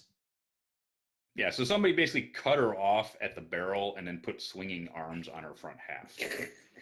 On her neck. Yeah, they're swinging arms on her neck, and they basically cut off the rest of the pill from her shoulders back. Mm-hmm. Oh. All right, I don't want to look at that anymore. We're moving on now to Shakespearecles, who asks, what celebrity would you like to see voice a pony on the show, and why? That's interesting. We have had a lot of people come and go on the show that were big celebrities. Oh, geez. You can always go for the big ones, like Dwayne Johnson, or, the guy who did the Hamilton thing, the guy who plays Star-Lord, all those. Yeah, any of those guys could be awesome on the show, but we sort of missed the boat with Star Swirl the Bearded. And the guy who did Star Swirl the Bearded did a wonderful job. It's a great voice for Star Swirl the Bearded. But man, if they could have got, Ian McKellen or Patrick Stewart. Sir Patrick Stewart, okay. I've actually said this to them before. They've heard me say it. Sorry, go on. Yes, if you could have got either of those, but they were probably way too or they were way too busy. So I'm really happy with the voice they got. He really pulled a really great Star Swirl the Bearded. I'd still love to have Sir Patrick on there. I would. Oh yeah, Sir Patrick Stewart as Anyone. A character on there would be awesome. Ian McKellen would be awesome. Mhm. Especially if you had sort of if you had a flashback episode back to Star Sword the Bearded's time, right, where he had a student who was voiced by either or. Or what about a teacher who is or a teacher who was voiced by either or? That would be amazing. Cool. Saucy Berry Serenade has the next question. What is your favorite MLP episode? People keep asking me that, and I can't really nail it down to one favorite because there's a bunch of favorites depending on what that episode is about. Almost every Wonderbolt episode is a favorite of mine because everybody knows I'm a Wonderbolt fanatic. So, but you have to go back to like season 1, right, where Rarity falls back on her bed and doesn't know, she's crying because she doesn't know what to wallow in, which is basically the line that hooked me on the entire series, right? It's like that joke alone told me, it's like, this is going to be something different. This is going to be a series that's going to be, pretty smart. So I'm going to give this one a chance. And look where it got me. I like it. All right. The next question is from Icy Shake, who asks, who are some people you admire in and out of the fandom and why? People I admire in and out of the fandom. I admire Mando Pony, basically because he's always done his own thing and never let anybody else tell him what he couldn't do. Same way with Living Tombstone, Denotive, Ali Monty, Jesse Nowacking, those people that just didn't let people tell them that they couldn't, right? When people were giving Jessie hell about the way she did Vinyl Scratch, she said, screw it, this is the way Scratch is in my head, and that's the way I'm going to do it. And people actually warmed up to it, right? Yeah. And then when her and Ilimani got together, it was gold. It was magic. Every time they did those two characters together, it was friggin' magic. And people can't tell me otherwise. It's like, you can't. Mando Pony, right? Acoustic Brony. Those two guys just came in and flamed the freaking fandom. They were the best. And then they've got their own band doing music at sci-fi and anime conventions all over the UK, right? And they're great guys. Ed and Jimmy are wonderful people, and I love them for it. Dwayne Johnson. If I could be half of what Dwayne Johnson is, I'd be manlier than I am now. So I love Dwayne Johnson and what he does for charity and what he does for, being a person of being a personality, right? He's never, been angry at his fans or did something really completely stupid that he's had to apologize for, because that's not who he is. If I could be more like him, I would in a heartbeat. That's awesome. All right. The next question that we got is from Violon. So it's time for questions with Violon. Let me do this thing. It's time for questions with Violon. Be afraid. Be The very question afraid. for today is, how are you today? What would today's question be? I don't know. Let's find out what Violon's question is today. Okay. How are you today? Oh, I don't know. I think I'm doing kind of fine. Although I got like stuck in a helium factory, but I don't know what's going on. Helium I'm getting a little lightheaded. I don't know. That's okay. That just means everything is great. Yay! I'm closing my eyes to this, and all I envision is Muppet Show. If you've ever seen the Bad Idea Bears in Avenue Q, that's exactly what Dusty and I are right now. Oh my gosh. All right, we got a question now from Ice Star. How much of your... I thought you said iced tea. What? Oh, yeah, no. Yeah, Ice Tea coming at you. He just chills out, throws down a beat, throws some questions, Ice Star asks, how much of your power is contained in your mustache? A lot less than we thought.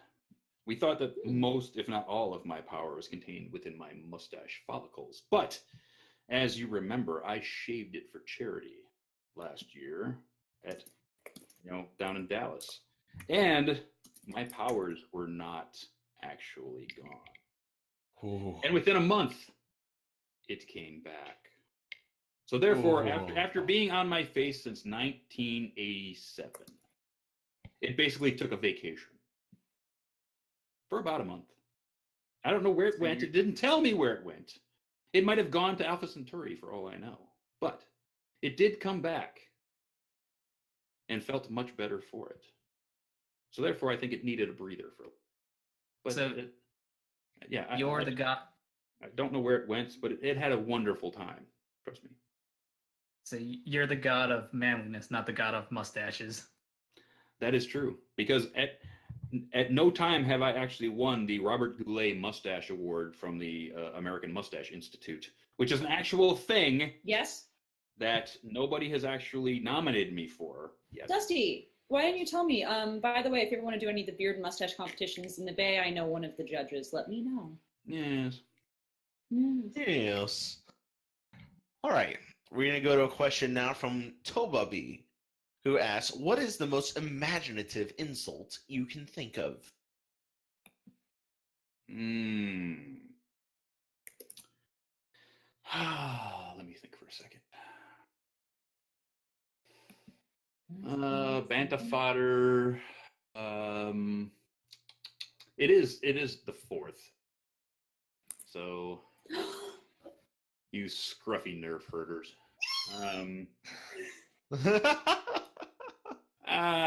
We'll leave it at that.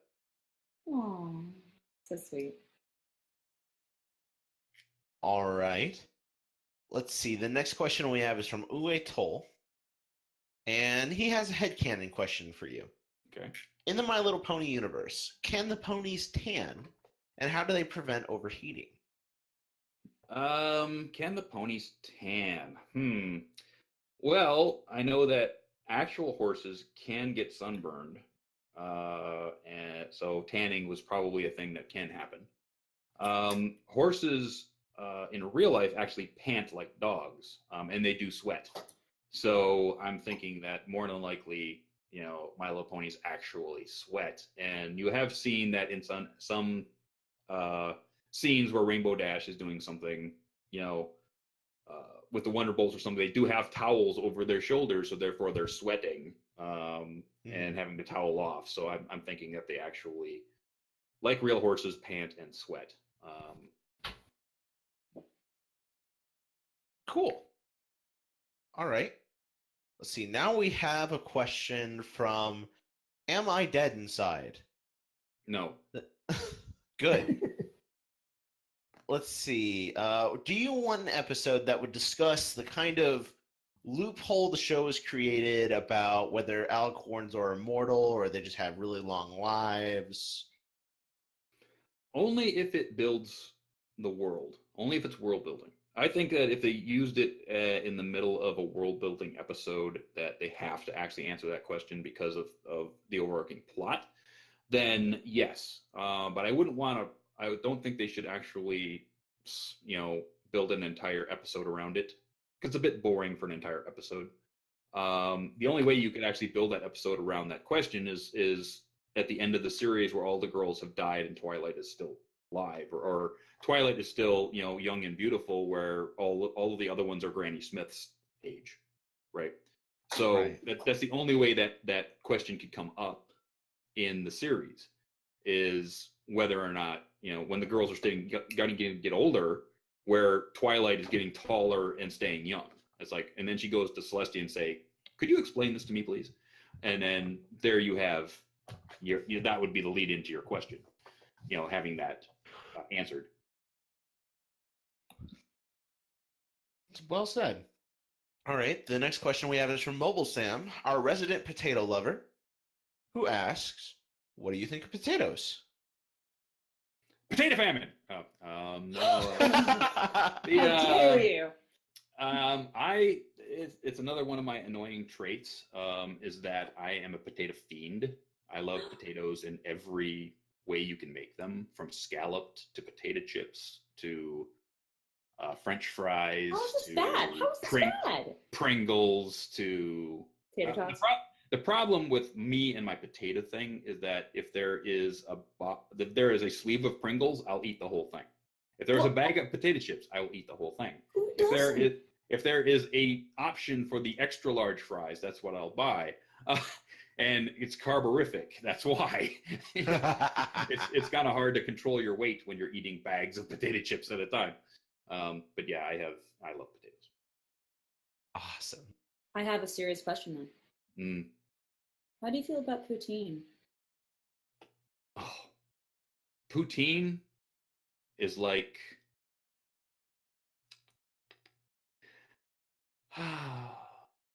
you ever see that movie where they go after the golden fleece? Yes. Yes. Jason and the Argonauts? Yes. Poutine is like the golden fleece. Thank you. A good poutine is worth going hundreds of miles for. Thank you. It's so true. It's so true.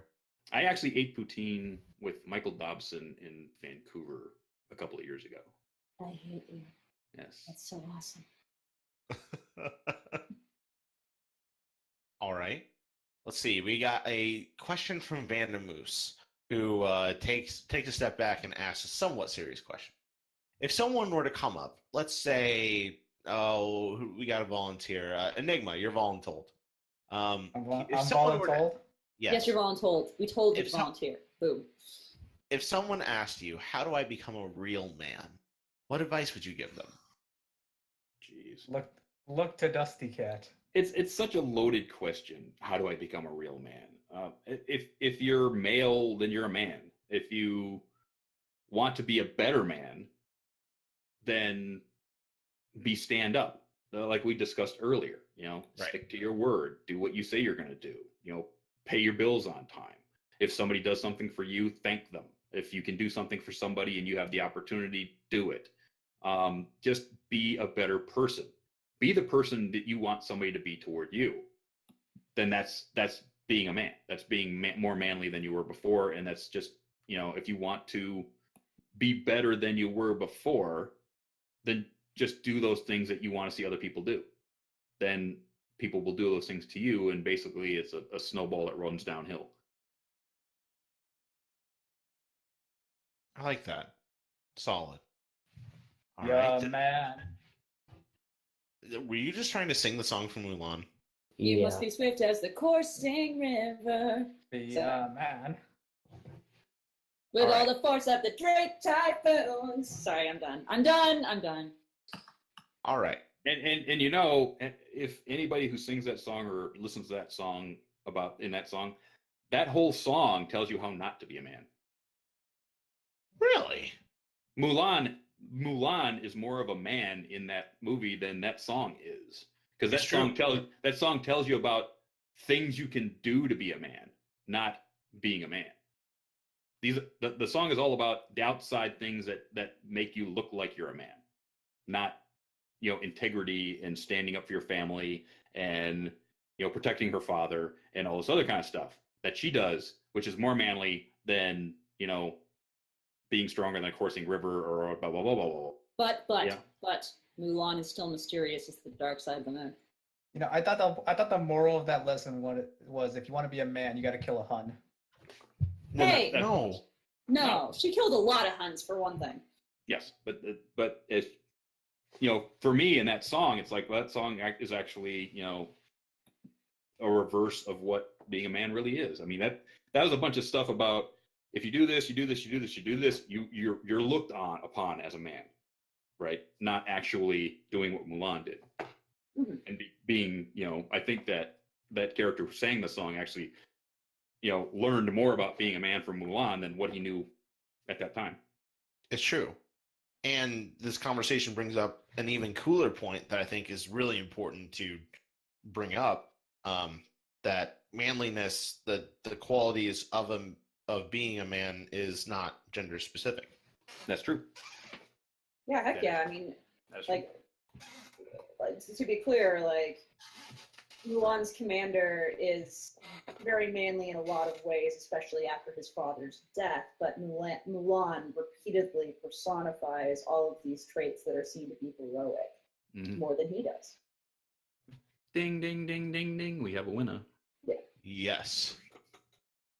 All right. Then the final question is from Milos. Oh man, I just ruined the name of the week. Congrats, you won a Milios. prize. Milios. Therefore, it's Greek. You see, it's Milios. Yes. Let's say you got a bat pony, and they're really excited. Are they going to make more of a ree sound or more of a ee sound? Re. Got it.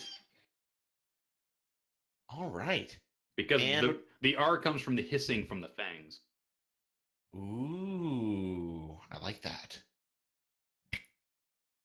Now we managed to get through at least one question per person all the way down the list with about 14 minutes to spare. So I'm going to jump back up and try to grab a few extra questions.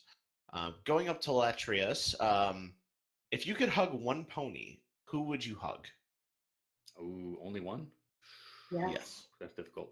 I would probably ask, and then I would hug Cheerilee. Because, Cheerilee and I actually dated in the 80s. We went to the same high school, you see.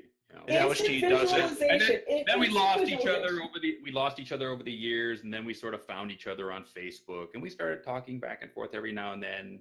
And when we broke up, it wasn't really that clean, and we had some lingering things. We talked them out on Facebook. We're friends now.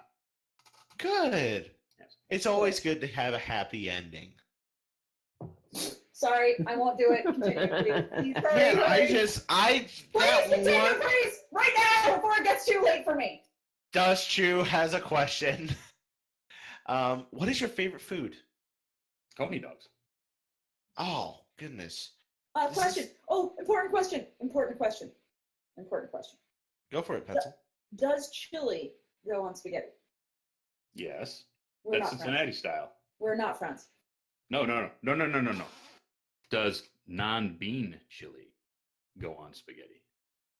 Are we talking non-skyline chili? 'Cause if we're talking non-skyline chili, you can talk. I mean, So I you can don't see it. you don't like Skyline as They a put brand. chocolate in their chili. That is bad. Thank you. Their regular chili is good. Their hot chili on spaghetti. No, all of it is chocolate. Not when I used to have it.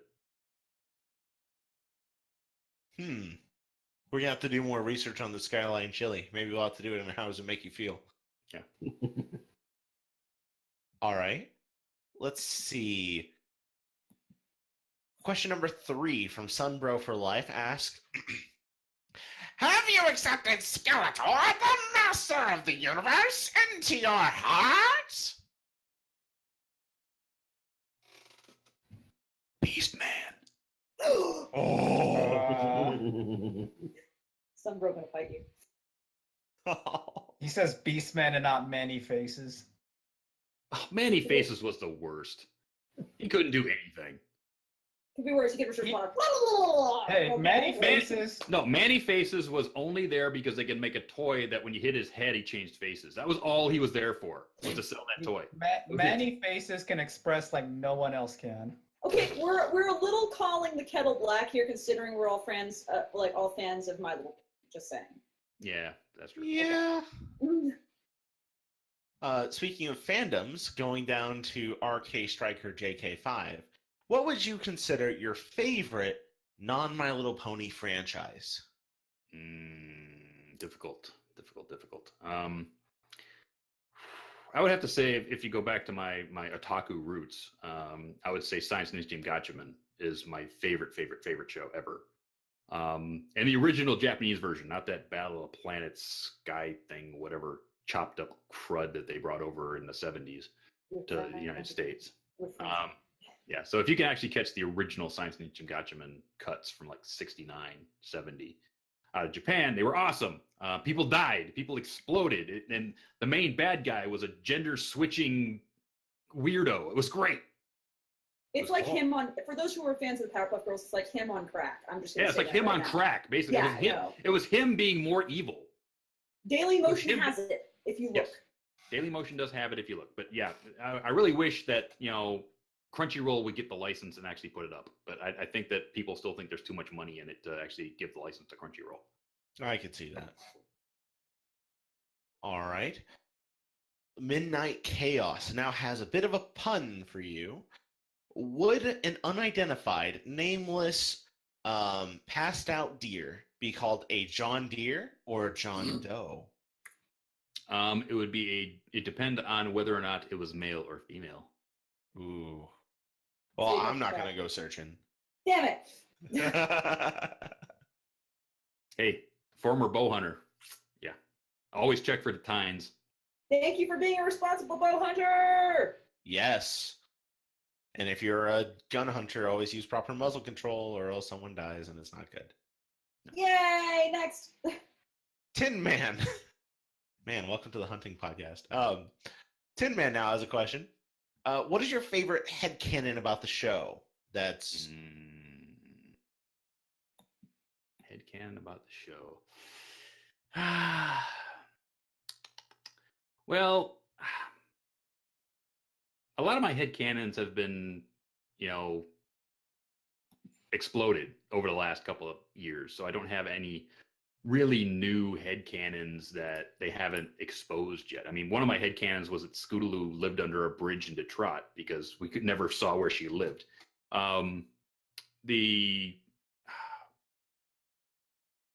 really like to see more of the world. I know we've gotten a lot of world building over the last few years. We got Las Pegasus, we got Vancouver, we got, the Crystal Empire, we got Yakistan, we got all that stuff. I want to see a bit more, they even brought in Minneapolis for crying out loud, which is awesome. A bit more out towards Las Pegasus. I want to see, I want them to go to Vancouver. I want them to go to, the middle of the country somewhere, go to Minneapolis. Let's have a parody of freaking, what was that movie? My brain's not working. But anyway, too much sake. Fargo. Let's have a Fargo parody. Well, we had Fargo ponies. We did. I mean, we had Fargo ponies, so we know it exists. So let's have them go there and not be able to actually talk to anybody because they can't, grok the speak or whatever.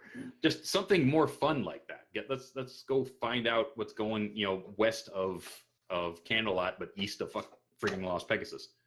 I like it. Solid. I just want to know if Mayor still has a job.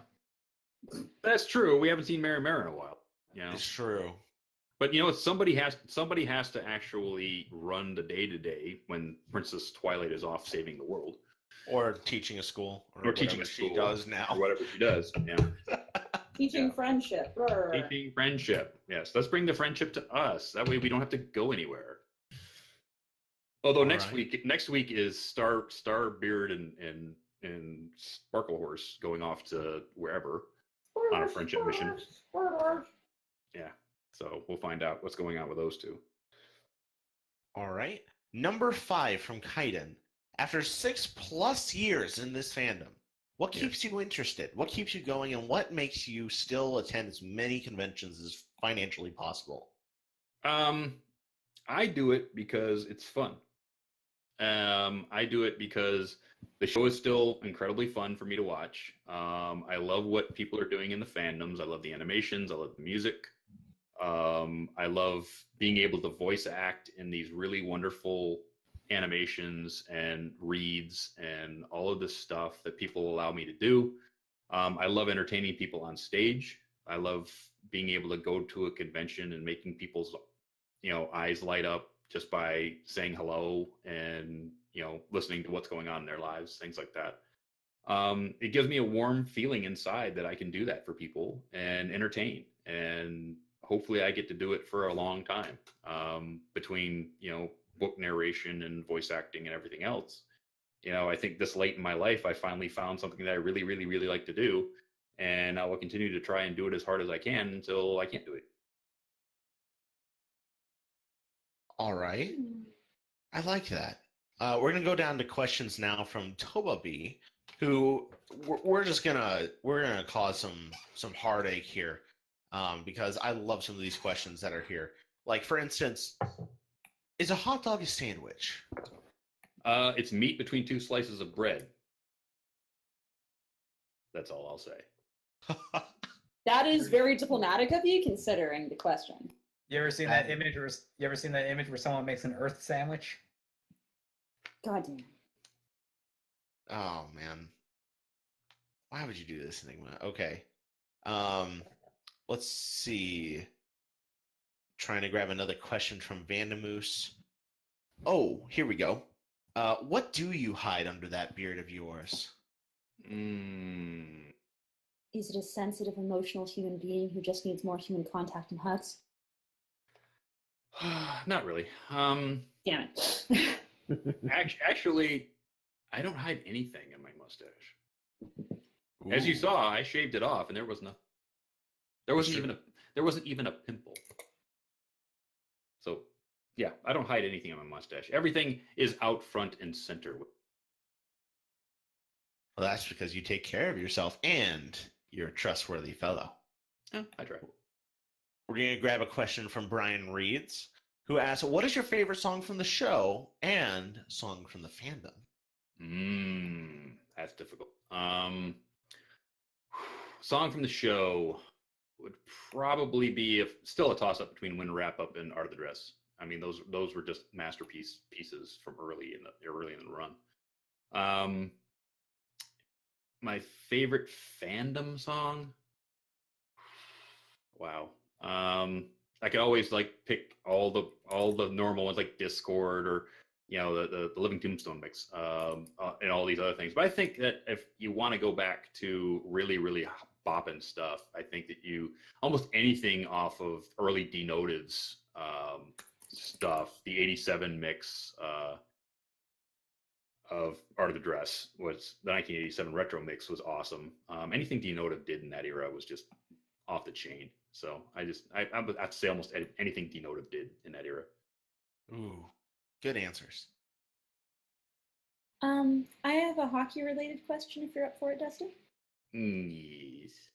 So, because we've been on the podcast, we haven't been able to watch the hockey games that are going on right now, right? Mm-hmm. How do you feel about Brad Marchand licking people, considering he just tried to lick one of the Lightning just now? Again. Well, I would have to say that as a player who is meant to be a thorn in the side of the opposition, because he's not much better for anything else. Yes. That as an enforcer, you have to come up with a new way to antagonize your opponent because fighting is so poo-pooed now in hockey. But it's a bodily fluid swap. I would have to go a big fat no on what he's doing, and I hope that the disciplinary board of the NHL have a thing or two to say to him later. I have very similar feelings on it, and I know that the NHL has cautioned him before, and he just freaking tried to lick someone again, and the guy pushed him in his face. So. Oh, I'm sure he did. Non-consensual licking is pretty not okay. Yeah. Sorry, random question. Wanted to know. Safe word. No. We got two last questions from you. The first one is from Brian. The last one is just what we ask for every other guest. Brian's going to give you the chance to just emaciate us, just destroy us. The term is decimate, honey. Decimate. There you go. Emaciate us. What? I'm already there. It means make us skinny. Oh. Hey, you can emaciate me all you want. I've been looking for it my entire life. Anyway, what's the question? What do you think of the Barcast, Dusty? It's been fun. I haven't seen a lot of the other shows, so I don't know how raunchy this thing really gets. But this has been fun, and I would probably come back and do it again. Wonderful. Then the final question is on a scale of yes to yes. How much do you regret joining us today? Negative 3.5. Whoa. Wow, that's pretty good. That's our Yelp review. Well, that's it, everyone. That is our 2 hours. And man, we got through a lot of questions today. But Dusty, I feel like we really got the chance to know you better, not only as your DustyKatt platform, but you as a person. So thank you so much for coming on and speaking with us today. No worries. Thanks for having me on. And if there's anything you'd like to promote or things you'd like people to look for, like what channels they can find you on, what social media, etc., feel free to plug them right now. Okay, so you can find me on Twitter at Dusty_KAT, which is DustyKatt. You can find me on Instagram. You can find me on Bronies React mostly. I'll be putting up some more stuff on my YouTube channel soon. Basically old shows, so those will be fun to watch for you.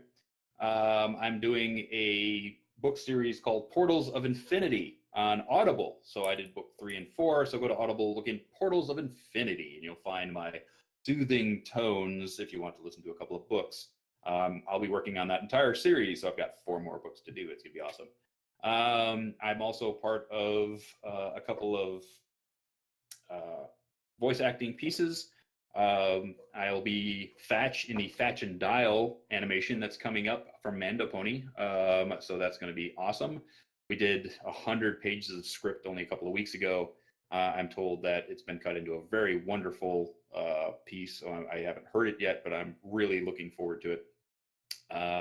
And East Corp, I'm doing voices for East Corp's productions. That would be any of the Fallout Equestria stuff that they do and some of their own original projects. So I'll be doing some of that. So just be on the lookout for anything. I usually put it out on Twitter at any time. Sometimes I'll pop up a Periscope on Twitter to show you what I'm doing in the garage, building a guitar or whatever I'm working on.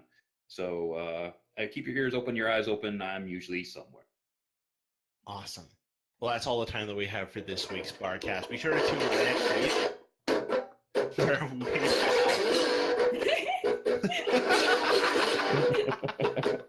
is our outro music now. I came on the Barcast. I saw what they did. I told them I was awesome. And I flipped my lid. I told them I was great. I showed them I was a man. And then I came out and said, I'm the DustyKatt. Oh my god. This happened. Good night, everybody. Read us out, Priest. Oh, this has been a non-pencil. Hi, guys. Enigmatic Otaku. See you later. Milk. Ravage. What? And of course, the wonderful DustyKatt. That would be me. My name's Flutter Priest. See you guys next week. Bye.